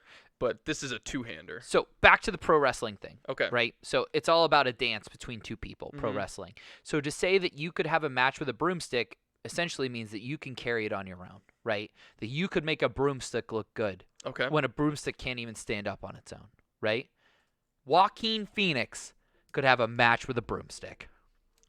I agree. He's an incredibly talented actor. Holy shit, did he fucking kill this movie. And you know what? And it's great because he's an actor who does so many very extreme roles. Whether of course, it's just going so deep into his characters or the characters themselves are very extreme physically or mentally or emotionally. He's Daniel Day-Lewis, but I don't hate him.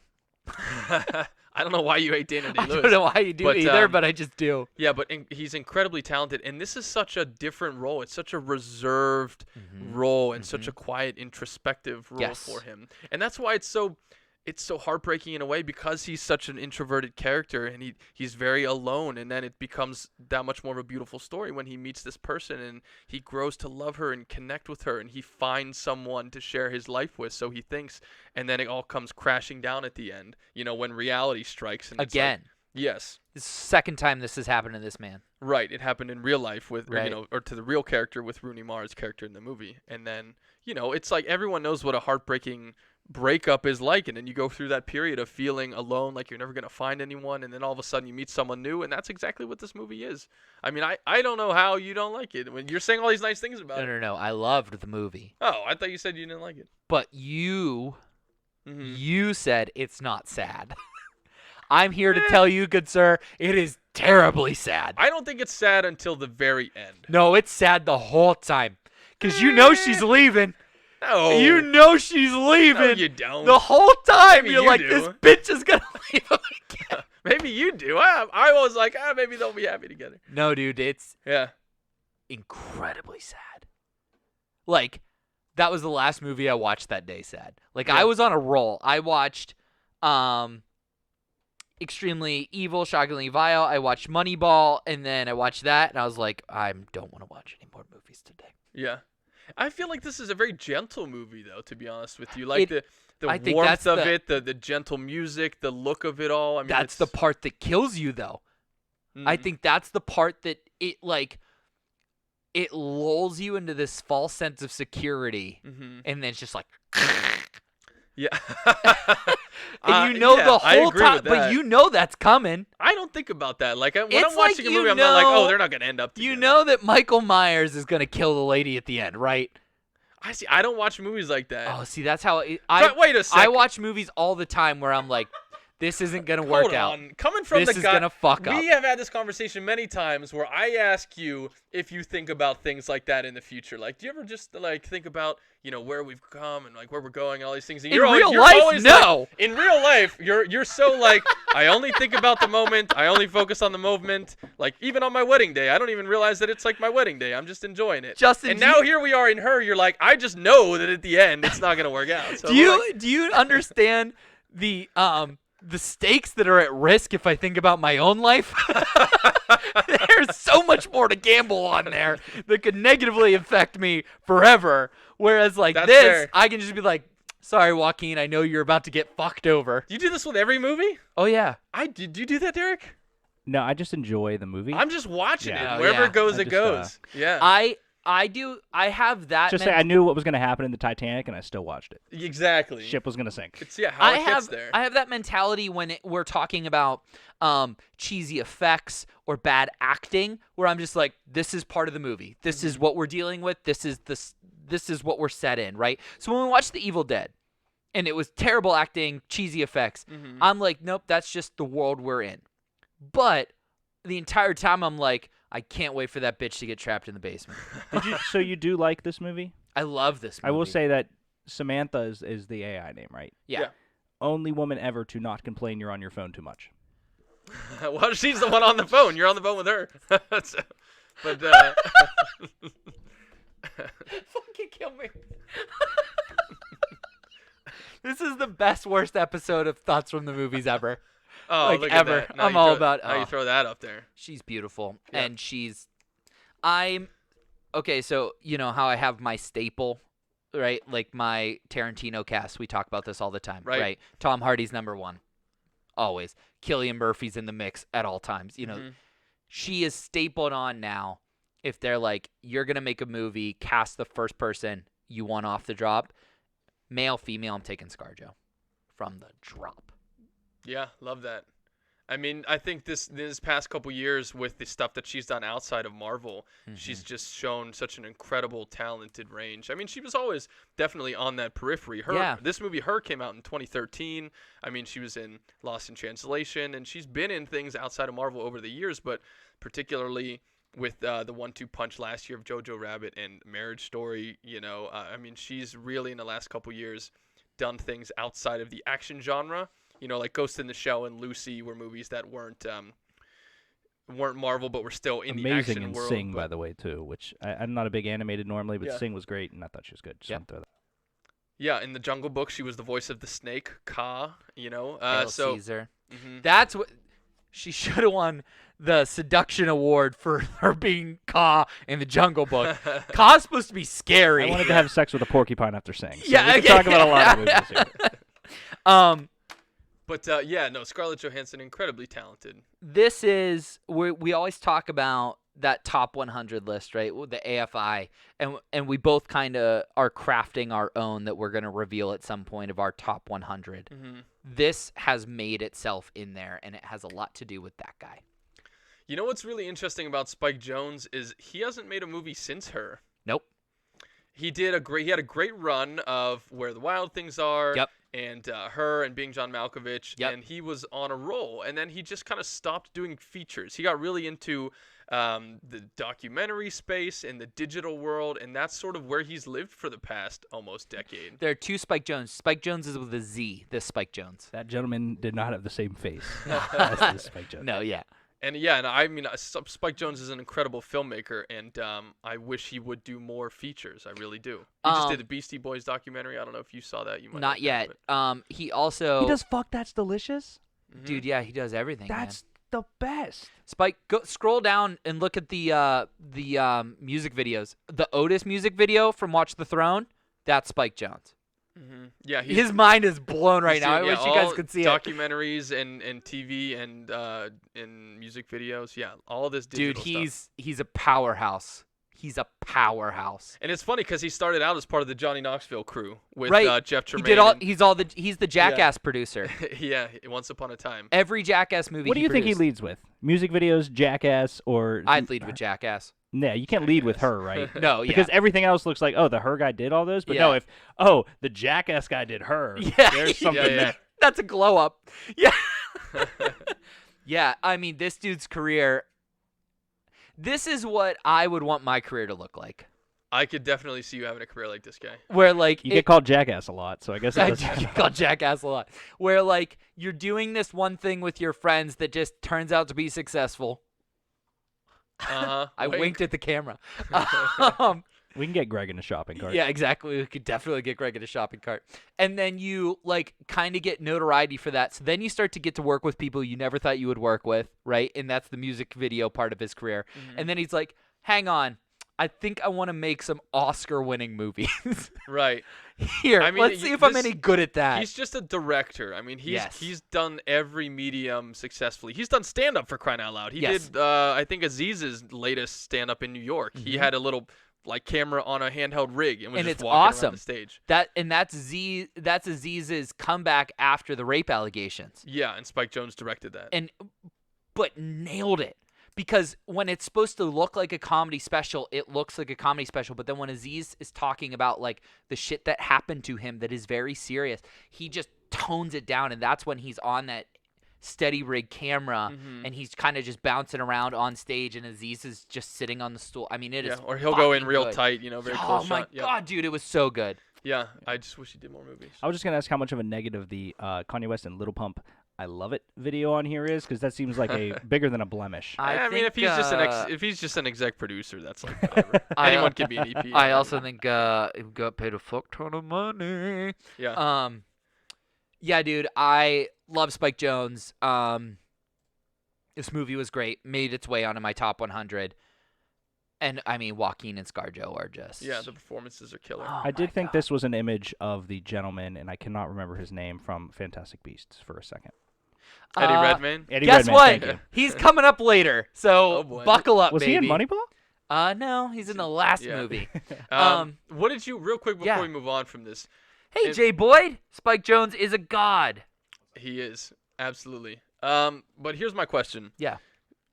This movie came out in 2013. Yes. And when I talked about this on the movie poster Yes. show, Okay. Yeah. Let's dig into that. I mentioned that this movie was ahead of its time, Yes. given how far we would come with Siri and Alexa in the reality of VR and AR and all those different things.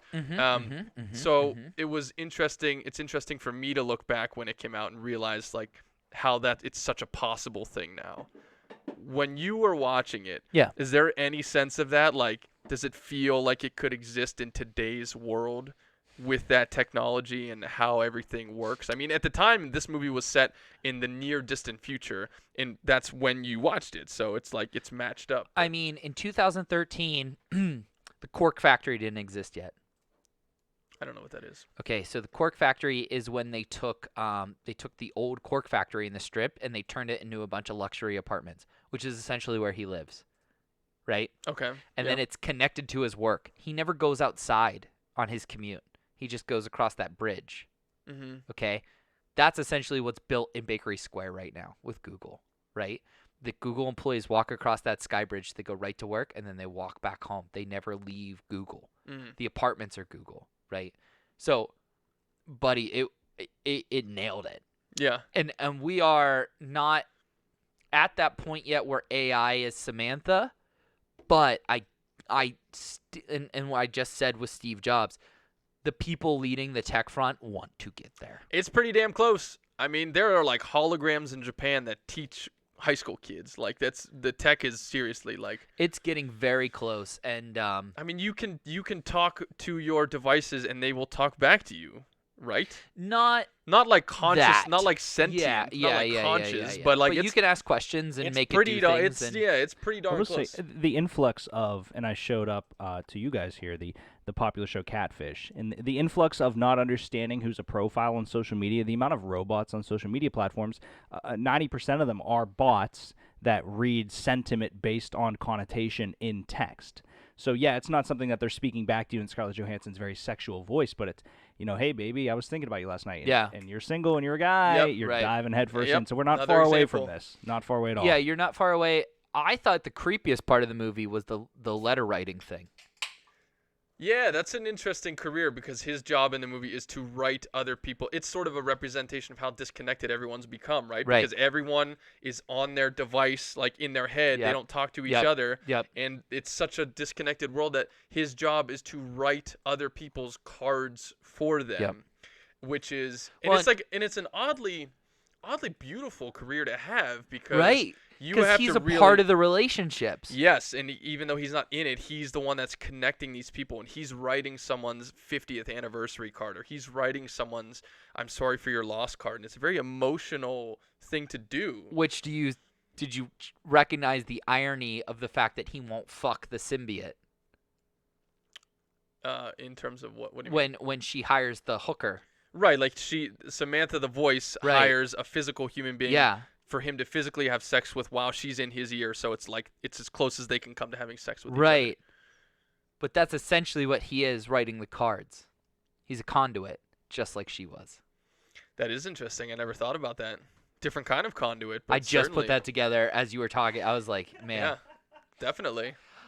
Oh, Spike Jonze, you crazy bitch. Yeah. That was a badass movie. I do. I love it. I love it very much. Yeah, definitely in my top 100 and I would say well into the top 20s. Love that. It's a great movie. Love it. Still sad as fuck though.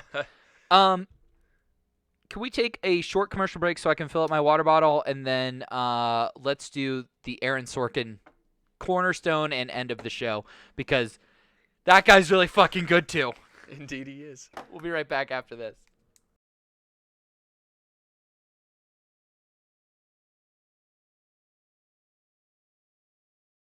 We're calling it the Idiot Hour. Hey, Denny Hamlin, new NASCAR fan here. You really gotta but you gotta blow.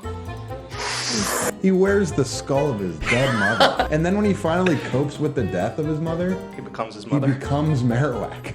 Correction. Ovi is the greatest offensive talent we've ever seen. I am E. You dumbass.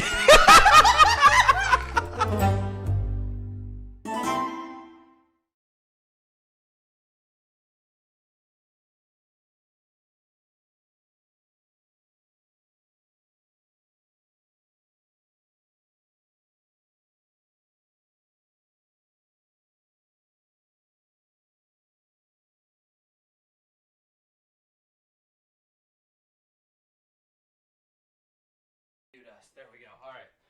And now for Josh's Aaron Sorkin extravaganza. But for real. I'm so excited. I'm not even kidding. I could talk about Aaron Sorkin all day. My god. I watched yesterday, 2 days ago, I watched a video on YouTube. About how good Moneyball is? No, it was Aaron Sorkin was answering questions from the web about screenwriting. So do you ever see those? They have them. They have experts answer people's questions from Twitter and shit. Yeah. Yeah, it's great. Man. Let's talk about another surprise Chris Pratt movie, which I think are the best kind. Moneyball makes me want to walk into Jim Rutherford's office and explain why we need to trade every goalie in our system right now for Elvis Marzlikin. Yeah, I love that, and you should do it. Okay, kick the door down. The whole movie. Who touched my screen? Yeah, right. Are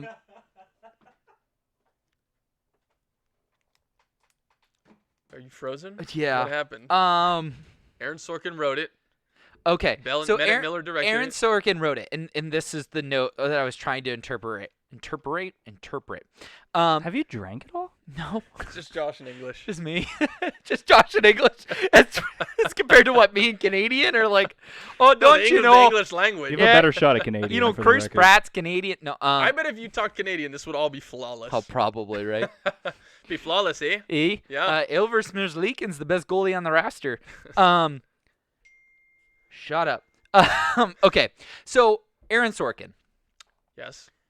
Is not just a great writer, but might be the master of taking the real life event and flipping it into a dramatic movie. He's done it extremely well several times. And I think what he does better than anybody else is take the sincerity of what's happening and put funny beats into it, like this part, right? Where he's like, and he, Brad Pitt snaps and points at Jonah Hill, and Jonah Hill does nothing, right? Right. And he's like, when I point at you, you talk. And he's like, do you want me to talk now? Like, that's a great written beat by a writer setting up an actor to deliver comedy in a dramatic moment, right? So, I forget who's the comedy writer we were talking about, where they write it as a serious piece. And yeah, that's Seth Rogen and Judd Apatow's mantra. Thank you. They write a comedy as a drama. As a and drama. then let it naturally play out. And Sorkin does that, but with real life events. Well, I think he'd be the first to tell you that he does not do comedy. I mean, he on that video I was actually telling you about, one of the questions was, is there a TV show or movie that you wish you had written on. And he's very vocal about how much he loves The Office, but would never dream of having written on it because he doesn't think he would destroy The Office. He doesn't think that he can do comedy. He can't. Well, who said the quote that I think it was Seth Rogen and Judd Apatow, where they talk about comedies have the most real moments and dramas have the funniest moments. There was a quote that came out a little bit ago that basically said drama movies seem to, like very dramatic movies, can have the most funny parts in them because it's a dramatic piece that like you have a funny humor, and comedies can have the most real part because you're there having a good time and then boom, smacks you in the face. Yeah. Oh, I have to be real. Like, yeah, definitely. Shit. Love that. So like this the pointing thing, right? And then watching all the old guys get upset. Another great small beat is when they're trying to recruit Chris Pratt to play first base, and he's like, "It's not that hard. Tell him, Scott." And then Scott goes, "It's incredibly hard." Like, that's just a great little fucking beat. And it's, I think, in all of Sorkin's movies, he nails those. Yeah, those just little tension relievers. Yeah, yeah. Because, I mean, this is a very tense scene. He's basically walked in and told all these guys they're fired, more or less. Yeah, I mean, he's saying, we are not going to be able to replace these fucking guys. Right. You all especially need to stop thinking the way you're thinking. Right. But then they interject that moment. And then, you know, and Jonah Hill in this movie, I think is great. I don't think he was Oscar good. He's pretty solid. And you know what? Sometimes when it comes to the Oscars, people take into account how different it is for that specific actor, right? So if you look at Jonah Hill's filmography before this and then what he does in this movie, it's night and day. You know, maybe if you had never heard of Jonah Hill before and you saw him in this movie, you'd be like, okay, yeah, like he's pretty decent as that sidekick or whatever. But knowing who he was in the movies that he's done, yeah, then you're like, wow, Jonah Hill was pretty awesome in that, you know? Yeah. Jonah Hill called Cody Baker a bitch in New York City once. Fun fact. Which is just delightful. Jonah Hill, I think's okay. But I want to talk about the man. Philip Seymour Hoffman. Yes. No, who is terrible in this. Philip Seymour? As the coach? I am a Philip Seymour Hoffman guy through and through. We would be hard-pressed to find a more Philip Seymour Hoffman guy. He's not one of the actors you put on here, Josh. Exactly. I don't know what to do. Because I will forget that Philip Seymour Hoffman was ever in this movie. Yeah, it's definitely a small and not really, memorable part. Do you know who I will forever remember as being my second favorite of his movies? What? Brad Pitt. Second favorite Brad Pitt movie of all time? Second favorite Brad Pitt movie of all time. Wow, what's number one? Burn This After Reading. Burn After Reading is number one? He's so good in it. Oh, my God. Dude, he's so good in it. I couldn't even tell you what the movie's about. I forgot it the moment I left the theater. Dude, I forgot he's what it was. so good in it. I guess, but, no one talks about Burn After Reading. But, I mean, okay, so here's the deal. I mean, sure, he's goofy in it with, the, dancing and stuff. Nobody has made a bigger career out of playing themselves in movies than Brad Pitt. He can nail that one character. The really cool guy. Kind of like McConaughey does the same bit. Back. Yeah, like, hey, what's up? Oh, yeah. And he is so good in this movie as that character, but it's just there's enough of a in it that gets me. Okay. Because he's got a kid and when he's showing frustration. Yeah, there's some Thanks, stuff Derek. at stake. Yeah. Now in the studio, we have Philip Seymour coach of Hoffman. Oakland Athletics Yeah. from 2001. Yeah, I don't know. But his performance in this movie is so memorable. It's so brilliant. Do you think so? I really do.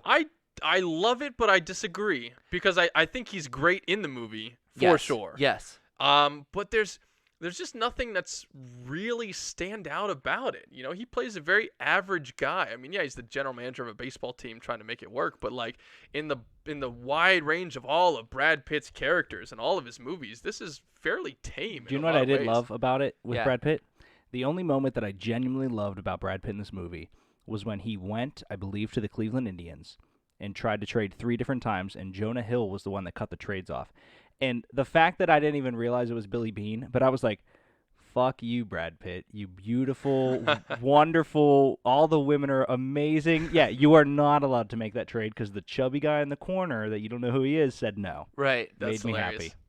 happy. You know what though? I will say, to add on to before I let Yeah, you go go ahead. I will say that every year I root for the Oakland A's to win their playoff series. I truly do because of this movie. Because of this And movie? they still haven't won. Chipper's favorite team, Yeah. Josh. Chipper's I know it is favorite Chipper's team. favorite team. Like I don't like the team, but when I see they're in the playoffs, I'm like, I'd feel good for Billy if they won. Yeah. You know? Yeah.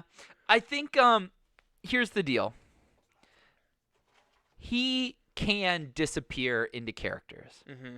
And he can give you Fight Club. He can give you, Super Ocean's 11. You know what I mean? Like, he can give you all of that. But for him to play, like you just said, a normal dude, I think was probably pretty hard for him.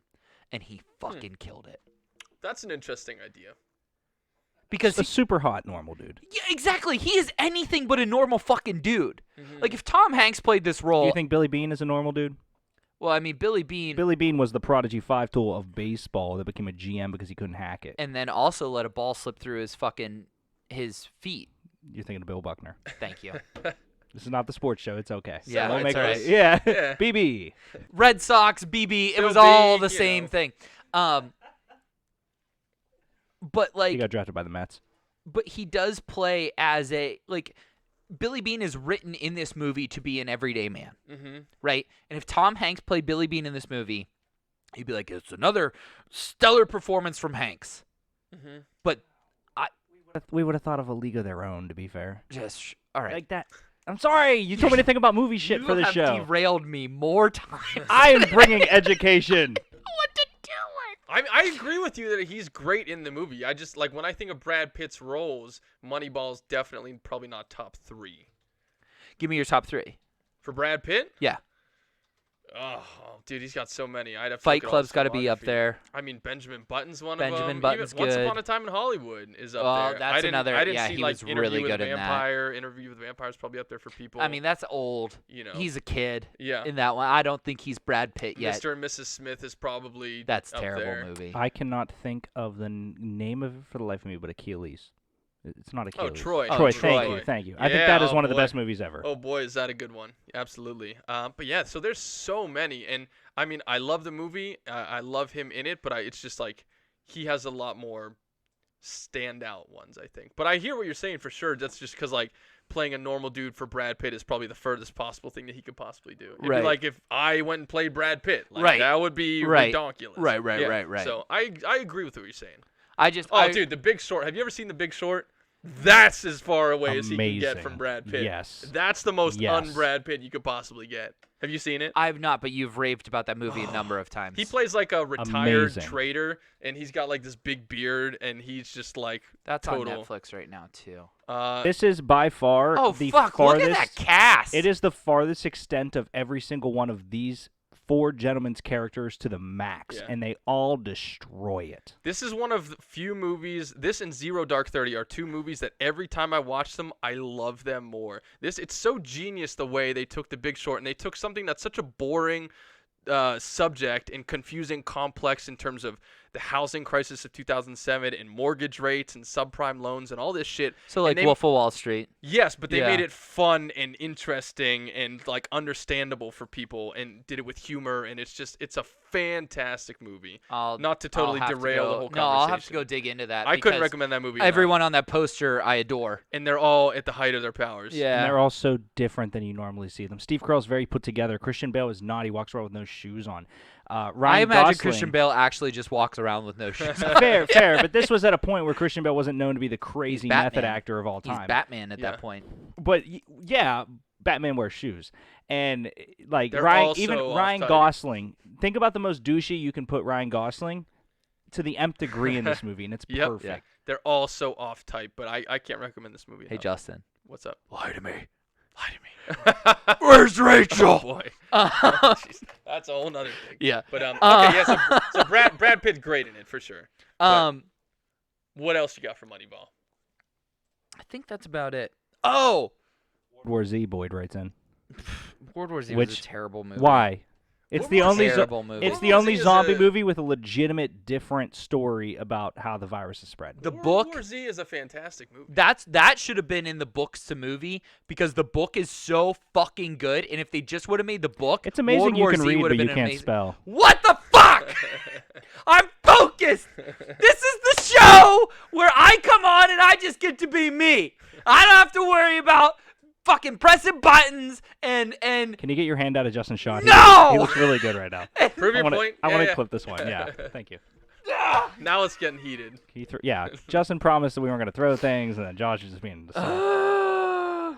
sorry, World War Justin. Z, though, by the way, for Justin Boyd, I will say in the chat, that movie's great. The third act of World War Z, where they're in the hospital, is one of the best third acts in recent memory. It's a fantastic job because it takes the zombie thing and flips it totally on its head. When you think of zombie movies, a lot of them are a little bit satirical. So Zombieland and Warm Bodies and that type, or they're completely gore. They're completely horrific, and even The Walking Dead has elements of that. World War Z really brought in, can I let the actors act in a movie that has zombies, and then when you actually get into the virus and what the point of it is, it was the only zombie flick that, because if you look at Walking Dead, and you look at a lot of the movies, there's no real hint to how it happened. Zombieland, mad cow disease to zombies. There's no in between. So World War Z at least gave an understanding that was a little bit different, which I enjoyed. Yeah, definitely a good one. Although that's not one where I think of Brad Pitt in World War Z, to our credit here. But World War Z, in the book, has one of the most stapled on, perfect scenes meant for film, and they didn't even put it in the movie. At Yonkers, when they're driving back the original horde that takes over the country, there's a scene where they are on the tanks, and they're playing Iron Maiden's The Trooper on loudspeakers again and again and again. And they fend off through the night. They fend off the horde of zombies. It is, on paper, one of the most chilling and picturesque scenes I've ever never seen, not seen. Mm-hmm.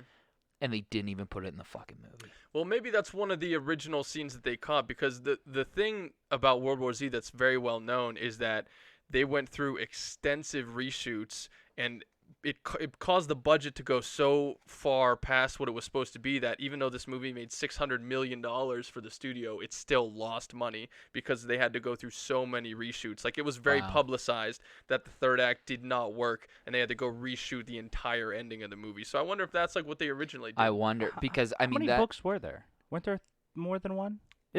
Wasn't it built to have multiple books, and there was supposed to be other renditions or something? That. Yeah, okay. It's something like that where there's 3 books. I think World War Z is its own book, and then there's a prequel and a sequel. Yeah. I think that might be it, Derek. But you're right. There's something where there are 3 of them or something along that line. Last bit on Moneyball. I love that the end scene is a red herring. Which end scene? What do you mean? Where you think that he's going to take the money and go to the Red Sox, and then he doesn't. I love that. Yeah, and they offer him the most that the GM has ever made in the history of baseball. No, professional sports. Is it professional yeah. sports? Wow. Yeah, that was a paycheck. But yeah. I just loved that the end scene was a red herring, which is also a very big Sorkin thing. Mm-hmm. All right. So that is a classic Sorkin movie, right? 2012, I think, Moneyball. Maybe around there. Yeah, something like that. 2014, I think. Yeah. So now let's go to Sorkin's. 2011. You're right. Okay, 11. 2012 Oscar. Yeah. What? Okay. So now let's go to Sorkin's newest film, which he wrote and directed. Mm-hmm. It's a Netflix original. Mm-hmm. The Trial of the Chicago 7. The second movie he directed, did you see Molly's Game with Jessica Chastain? I did not. That's and a great movie. Also has Idris Elba in it. Mm-hmm. And somebody else, too. I can't remember. Yeah. But so this is his second directorial. Directorial. Yeah. And again, based on real-life events, Mm-hmm. the Chicago riots of 68. They're all based around the Democratic National Convention. The people in the film are real people. Mm-hmm. It's an ensemble courtroom drama and has some badass actors in it. I mean, arguably, nobody does a courtroom drama better than Aaron Sorkin. Okay, A Few Good Men. We get it. Yeah.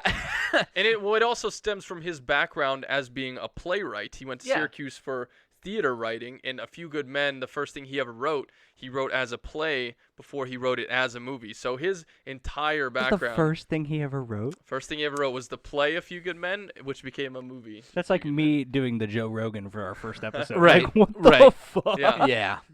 So yeah, I mean, his background and his love and passion is theater. That's why he's so good at talkie movies. Yep. You know, he doesn't do big set pieces and like all these crazy locations and stuff. He's about people in a room speaking to each other. I love Charlie Wilson's War. Charlie Wilson's War. Amazing. Justin's Social favorite Network movie, is one of the Social best Network. movies ever.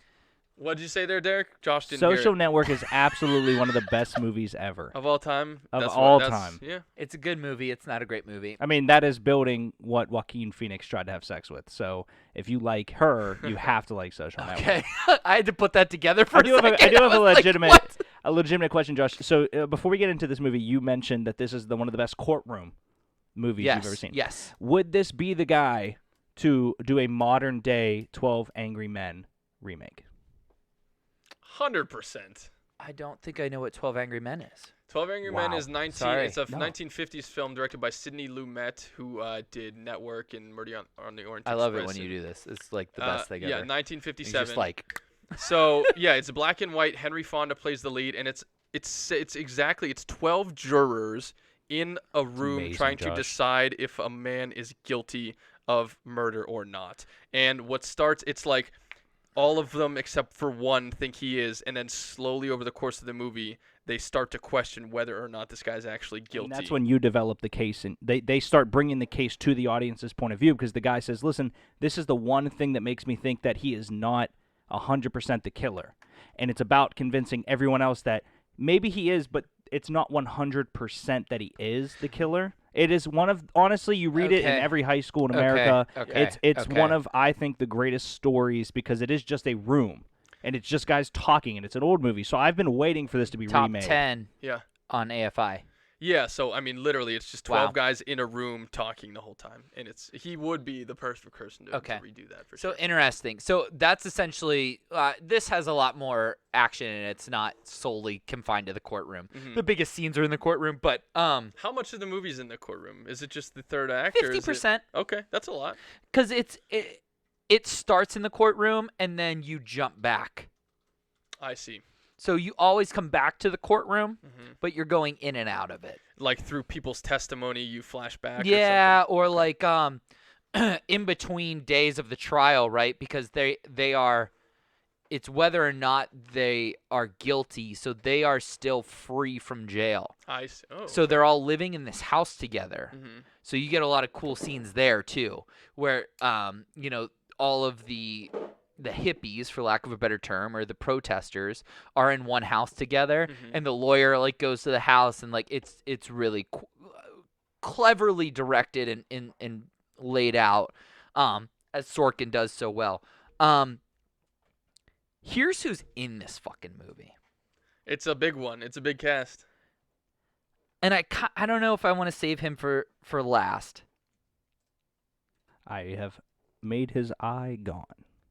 Or is this who you're talking about? No. Yeah, save that guy for last. That this guy? one. Yeah. No. The guy smoking the cigar. We're going to start with Jeremy Strong. That's fine.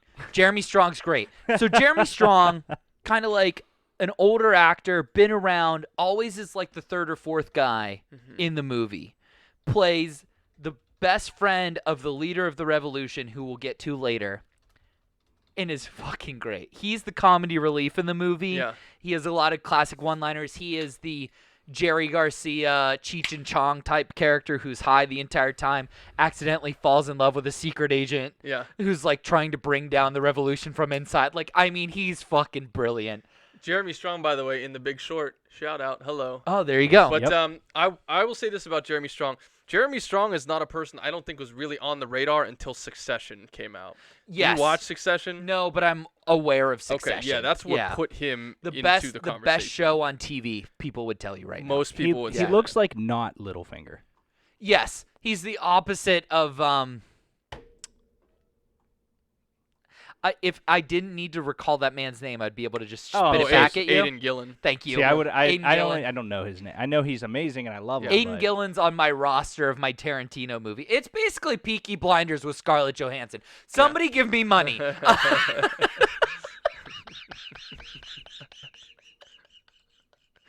You plug Peaky Blinders on every so single good, show. It's I so think good. that you have some wait, kind of have you stake seen in it. Peaky Blinders?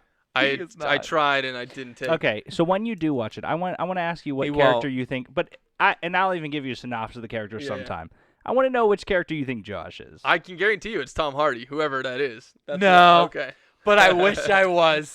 Tom Hardy is a heavily Jewish gang lord. That's is basically the most badass person in the entire Like, if show. you thought Sounds you about couldn't right. understand Tom Hardy as Bane, you have not seen shit yet. Nice. I don't know how you do a British Jewish accent, but that is what Tom Hardy does. Love You know, I've always been impressed by Tom Hardy's ability to change his body type, no matter Yes. I was more impressed by his ability to change his entire fucking being. Yes. To be that. To be that character. It's so good. But you still know it's Tom Hardy because of his eyes. There you go. His eyes have seen some shit, and I know those eyes. I could pick him out of a lineup. I'm sure you could. I guarantee it. So Jeremy Strong though in Yes. Succession, which is a drama, he's part of that Empire, the media family, Right. And it's a very dramatic show. And then so he was in Guy Ritchie's movie The Gentleman, which came out last year, where he played a more comedic role. And then it seems like he's straight up against type, where he's just like a full-on long-bearded comedy. hippie. Yeah, he's great. I mean, he is delightful in this. Yeah, he's really coming out of his shell right now. This guy. Oh yeah, Brian was the guy flipping everyone. I remember that. Yeah, we were talking in the chat that Simpsons did a 12 Angry Men episode. So then Family Guy obviously followed up with one where Brian was the one person flipping, and it ended up being that if you watch 12 Angry Men, one of the guys just hates the person that does the task for a reason that makes sense in the movie. Peter Schmidt, his father-in-law, Peter's father-in-law, is the one that Brian is the last person to switch. And it's very on par, and that's what I put in the chat is the thing that made me mad about the Family Guy orientation, in all seriousness, was they tried to put humor into Peter's, like, one-off things where, like, they're all having very serious moments, and Peter's over there, and you can see this light, and he goes, I can't tell if I want the blinds down or not. And it's like, kind of funny, but it was also like Family Guy trying to be Family Guy, but also just like you could just recreate that and it was gonna be good. So that's the explanation for the chat. Sorry to cut in, guys. No, you're good. You're good. I'm looking at my notes to know where I want to go from here because there's a lot of names on this. Can we do no, not him yet. Can we do Mark Rylance? Mark Rylance, yeah, from Bridge of Spies. Most notably, he won Best Actor in Steven Spielberg's movie. And he was in Ready Player One as the game designer. Yep. It's such a good movie. Yeah. I love him. Another one who's been around for a long time and I don't think was on people's radar until the last 5 or 10 years when he did a bunch of Stevens movies. He was in Dunkirk. He was in the BFG. I mean, he's really come into more bigger You can't convince me that they didn't think of the big fucking giant. Like, I know it's been Friendly Giant. You can't convince me they didn't have one PR meeting go, hey, it's going to be the big fucking giant, and a lot of Twitter songs. I was like, where is this coming from? BFG. Okay. He mentioned BFG. Yeah. It's big Friendly Giant. You can't tell me they didn't have a PR discussion about the big fucking giant. Yeah. Just throwing that out. There's, sure they did. So he, in screenwriting, we talk about the old wise man being a big character in a lot of hero's journey and a lot of writing, right? Yep. If he's not cast in every movie as that guy, like, you're fucking up. Yeah. He's so good in that role because he's the lawyer trying to get everybody off, okay? And he's going toe-to-toe with Frank Langella. Langella. Who did he get off? He's trying to get everybody The big off. fucking giant. Get everybody off. He's trying to get everybody off in this movie. Write a post-it note for that one, just for the record. Put Frank. What is this Frank guy's Langella. name? Thank you. Yeah. Who is I have that hat. awesome? I'll bring it sometime. Who is the senile judge who is trying to who is stuck in between the way he thinks America should be and the way America's going, right? And the two of them have a lot of really powerful scenes together where they're yelling at each other, and it goes from yelling to whispering when he like has to approach the bench. And it's two old actors just like getting their druthers up. You know what I mean? Like, they're just really getting into it. Getting their what? Their druthers. What do you want me to say to this little Nicky? Their druthers. That wasn't as good. Is he a very well-known gentleman? No, that's okay. the best part. Like do you know why I know him? He's done a lot of movies, actually. Yeah, I'm looking through here. Do you know the one movie, which is kind of sad, I know him? He is the owner of the Cleveland Browns. Oh, and your in fucking the movie favorite Draft movie, Day. Draft Day. One of my favorite shitty movies of all time. No, he was nominated for an Oscar for Richard Nixon and Frost Nixon. Yeah. I mean, he was in The Box, which was a pretty surprise hit. Superman Returns, obviously. But yeah, Frank Langella is a guy that I don't think he's a name that people know, but you've certainly seen his movies. That's when the picture came up. I was like, I've seen his face. Yeah, and his voice is even more so than his look, actually. Right, but like that's my favorite part of this movie is that there's enough guys that when you see them, you're like, I think I know who that is, and they all give. I don't want to say career performances because that's a very heavy thing to say, but they give excellent performances. And I like what you said about when it's Mark Rylance and Frank Langella going up against each other, because here you have two incredibly experienced, talented actors going toe-to-toe, even if it's only for a few scenes, but just to have them play off each other like that. Yeah. It's very much like when De Niro goes toe-to-toe with somebody of his caliber. Sure. Like that's if how him it and Harvey felt. Keitel shared Yeah, and you're just like, fuck yeah, I want to see this the You're whole like, these movie. are two people who know how to do it. Yep. Love and that. that's how they do in this movie. And this guy just popped up on screen, so we'll talk about him while this plays. The guy from Fantastic Beasts and Know Where to Find Them. Mr. Redmayne, Eddie Redmayne. Thank you, Eddie Redmayne. What is it? Redmayne? Redmayne. Why did you have to say it different after he just told you how to say it? Because I wasn't listening. Ready Redmayne. Ready Romano. Romano. To listen or work on. Ray Romano. He plays the best worried guy in Hollywood right now. He is always concerned. He's like that in interviews if you watch him. Like Is he's kind of he? fidgety He's just, like, and nervous? Like, he's like, he's just like, like I'm really thirsty right now. Like, I mean, come on. He's definitely like got this sort of how did I get here quality. Yes. I think the Harry Potter remakes are okay. It's like if you wanted more Harry Potter movies, that's what it is. Right. And I think he's fine in it. Could have been worse. Could have been worse. Could exactly. have been way worse, yeah. He's fine in it. I really loved him in this movie. He's a very talented actor. Because he's kind of like out of the Revolution. He's the most buttoned up. He's the most like locked in on what society is expecting. He's the turncoat in the group. There's a famous scene in this movie that we'll talk about later where one of the characters is being treated so poorly that when the judge is dismissed and the all rise happens, all the defendants agree to stay sitting and not rise, and he stands up.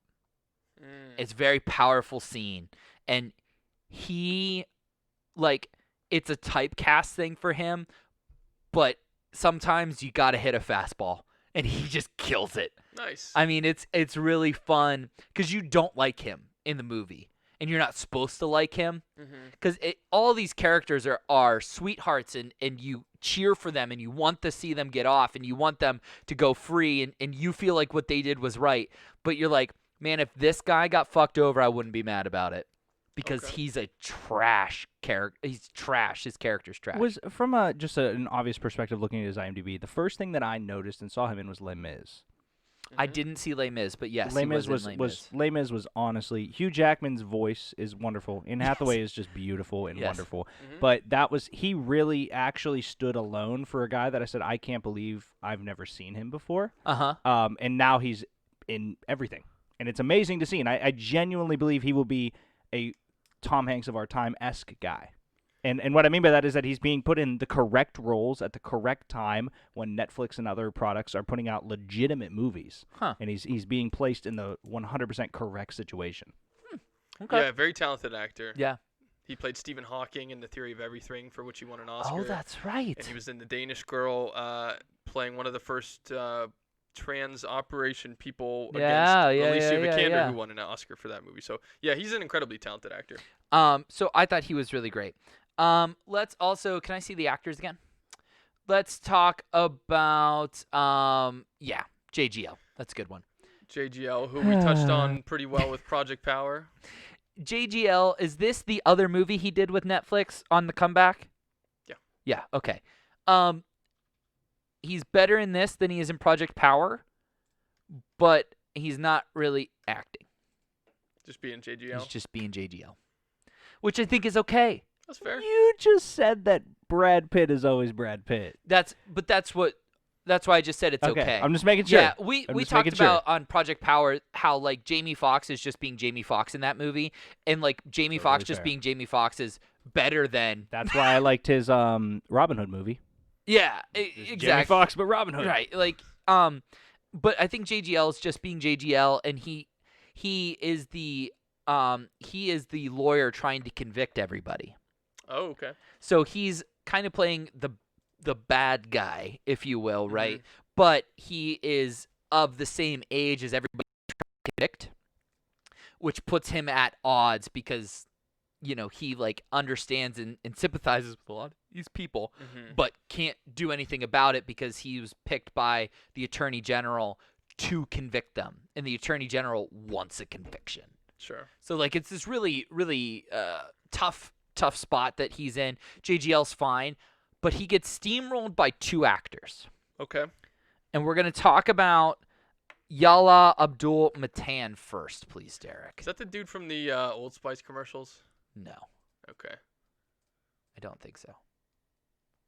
No, that's not him, right? It doesn't look like him, but that guy also, I think, had like Abdul in his name. He might. No, that's not him. Okay, yeah. So this guy has pretty much been in nothing. He's kind of like background characters. He was in an episode of He was Manta in Aquaman. Okay. That's something, right? I mean, it was the highest grossing movie of that year. Greatest Showman, Baywatch. Okay, so he's very weird roles. Weird roles, but he's not the guy. Okay. 100%. Cool. So he's not the guy in anything. He fucking should be. Oh yeah? So he plays where's my little okay. I said powerful, like incredible, like Denzel in Malcolm X. I mean, this guy's a badass. Wow.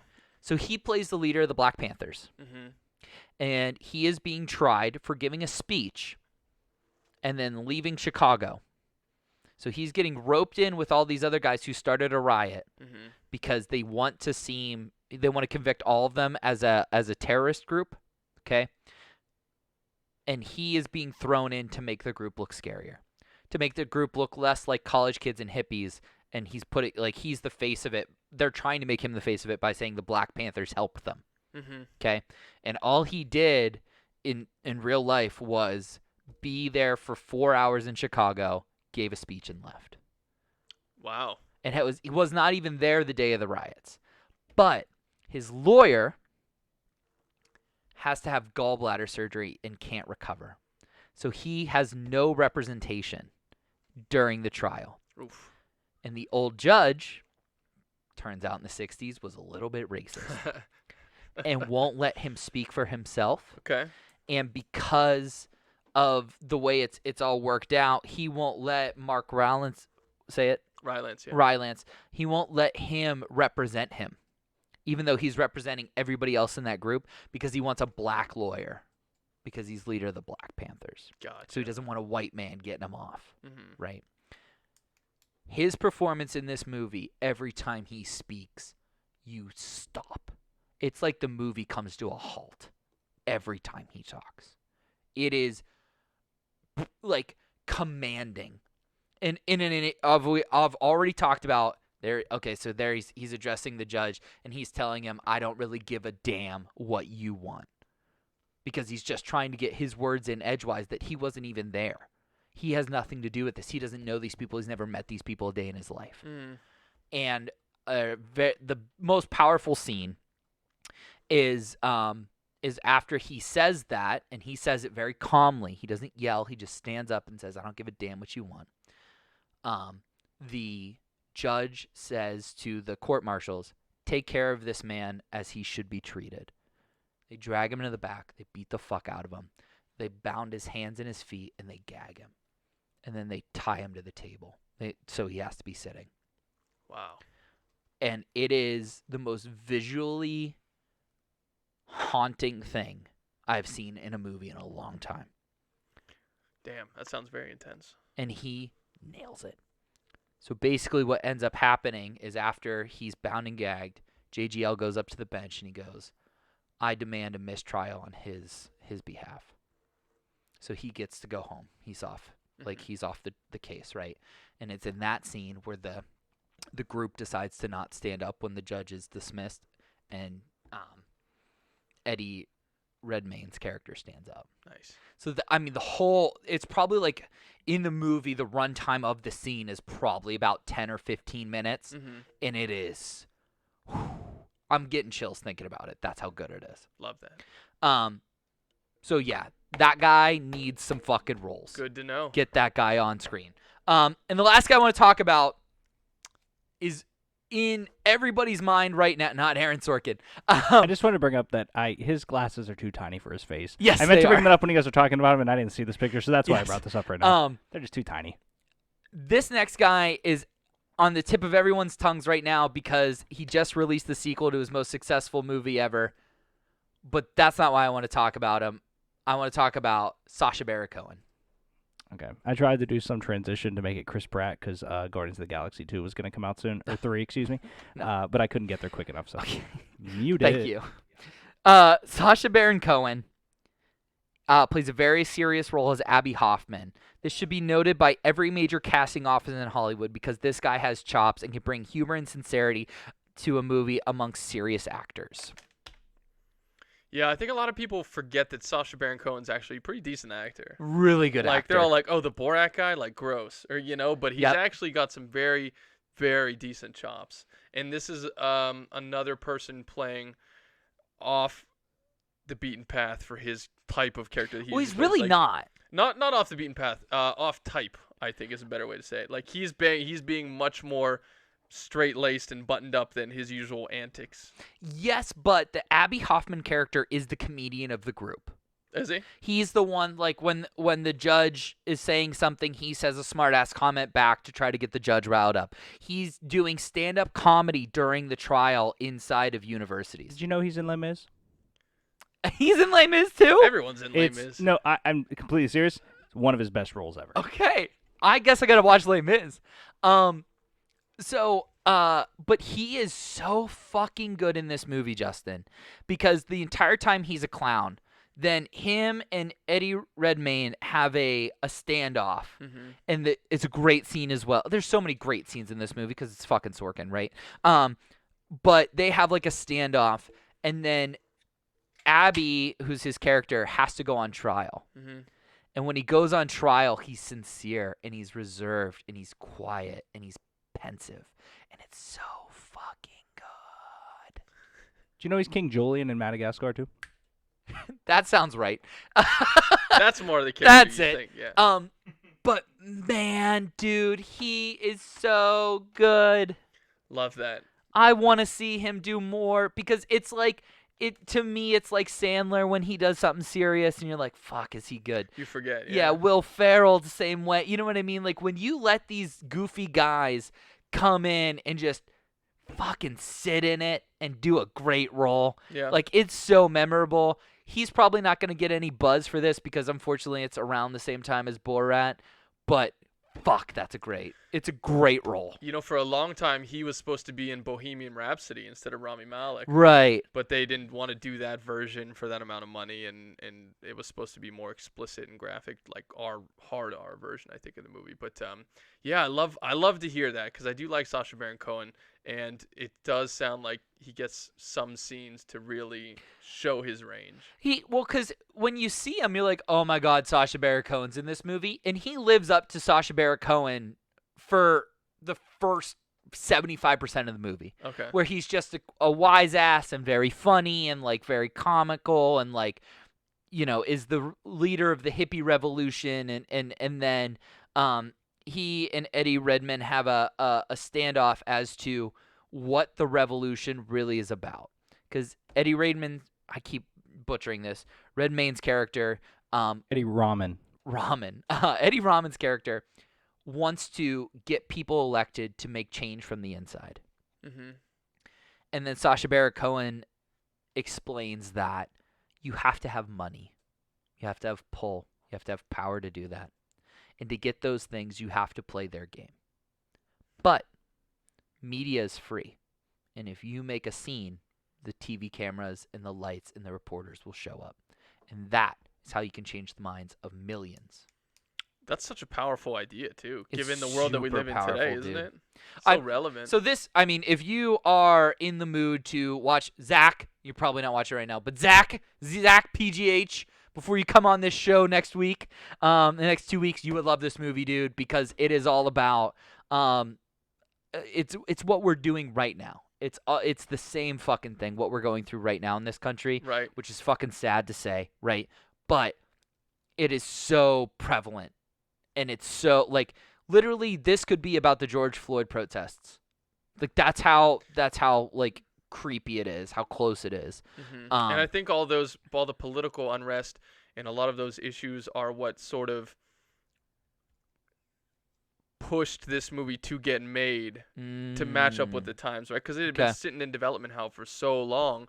And finally, because of the times we're in, Netflix said, this is the time to make this. So wow, it matched the times that we're in being so similar to what the movie's about in terms of police brutality or like unrest in certain circles with the law and with freedom of speech and all these different things, democracy itself. Like, just obviously the past year, all the themes of this movie are our times right now. Yeah.